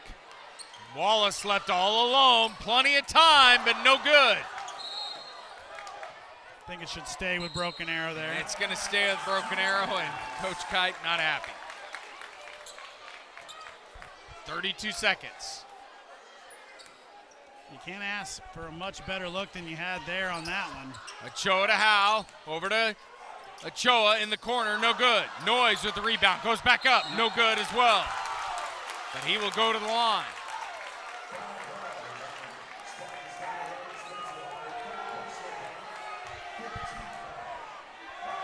Got to get both here. Take advantage of that second chance opportunity. And immediately get your defense set. One thing to be aware of, last time Bixby had the ball, they did the thing where the guy passes to the out-of-bounds guy. Almost every time you're going to see that go back to the guy that originally had it. I'd like to see us be a little quicker on that rotation and take that potential away. See if Noyes can get both free throws and cut it back to 2. And he does. 53-55. Ace Clemens checks in for Nigel Noyes. Need a quick foul here. I'd like to see somebody actually guarding that inbounds, and this kind of soft zone here is not necessarily what you want to be in. But Driver gets it on the inside. Tigers could force a trap. Timeout. And the Spartans will take a timeout. We'll keep it here. 15 seconds in the ball game. Tigers trail by 2. Spartans will inbound it on their end. Foul quickly, Greg. You're going to do whatever you can to try and potentially force a turnover, but I'm not letting more than 3 to 5 seconds run off the clock because, you know, you got to get the ball back more than anything. So we're going to have to find a way on the other end to get something going. They're going to have to come on the other side to make a quick 3 for the win or a 2 to send this to overtime. And Bixby struggle from the free throw line. Hopefully will continue if they get back there, because if they extend the lead to the 4, may not matter. Definitely don't want to foul Driver because he's been the hot hand. Slowed down here in the second half, but he's been the difference maker. So the Spartans will inbound it. Cooper Fisk with Spencer Hawley, Sam McCormick, Luke and Nick Fredrickson in there. They go to Driver. Well, DJ thought he got a foul there, and an extra second or so runs off the clock. And that's Howell's first. Actually, correction, second. Driver will go to the line.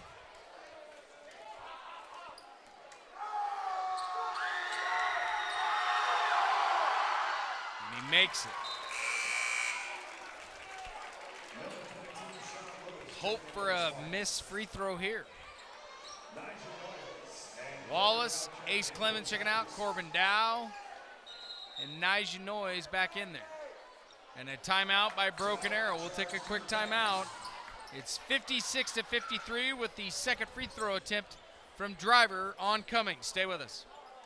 Matthews Ford in Broken Arrow has been collaborating with Broken Arrow Public Schools since 2016 and sponsors the Broken Arrow Teacher of the Year Award by providing a courtesy car for the winner to drive throughout the year. We'd like to recognize Matthews Ford for being a valuable community partner with Broken Arrow Public Schools.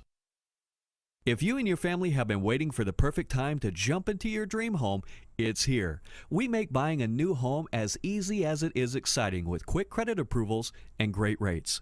First National Bank of Broken Arrow. First people put people first. 56-53 here in the fourth quarter. Tigers trailing the Spartans of Bixby. Dan Hogg alongside Greg Spencer, Madison Dildine. 12 seconds left. Driver at the free throw line makes the first one, and he made the second one.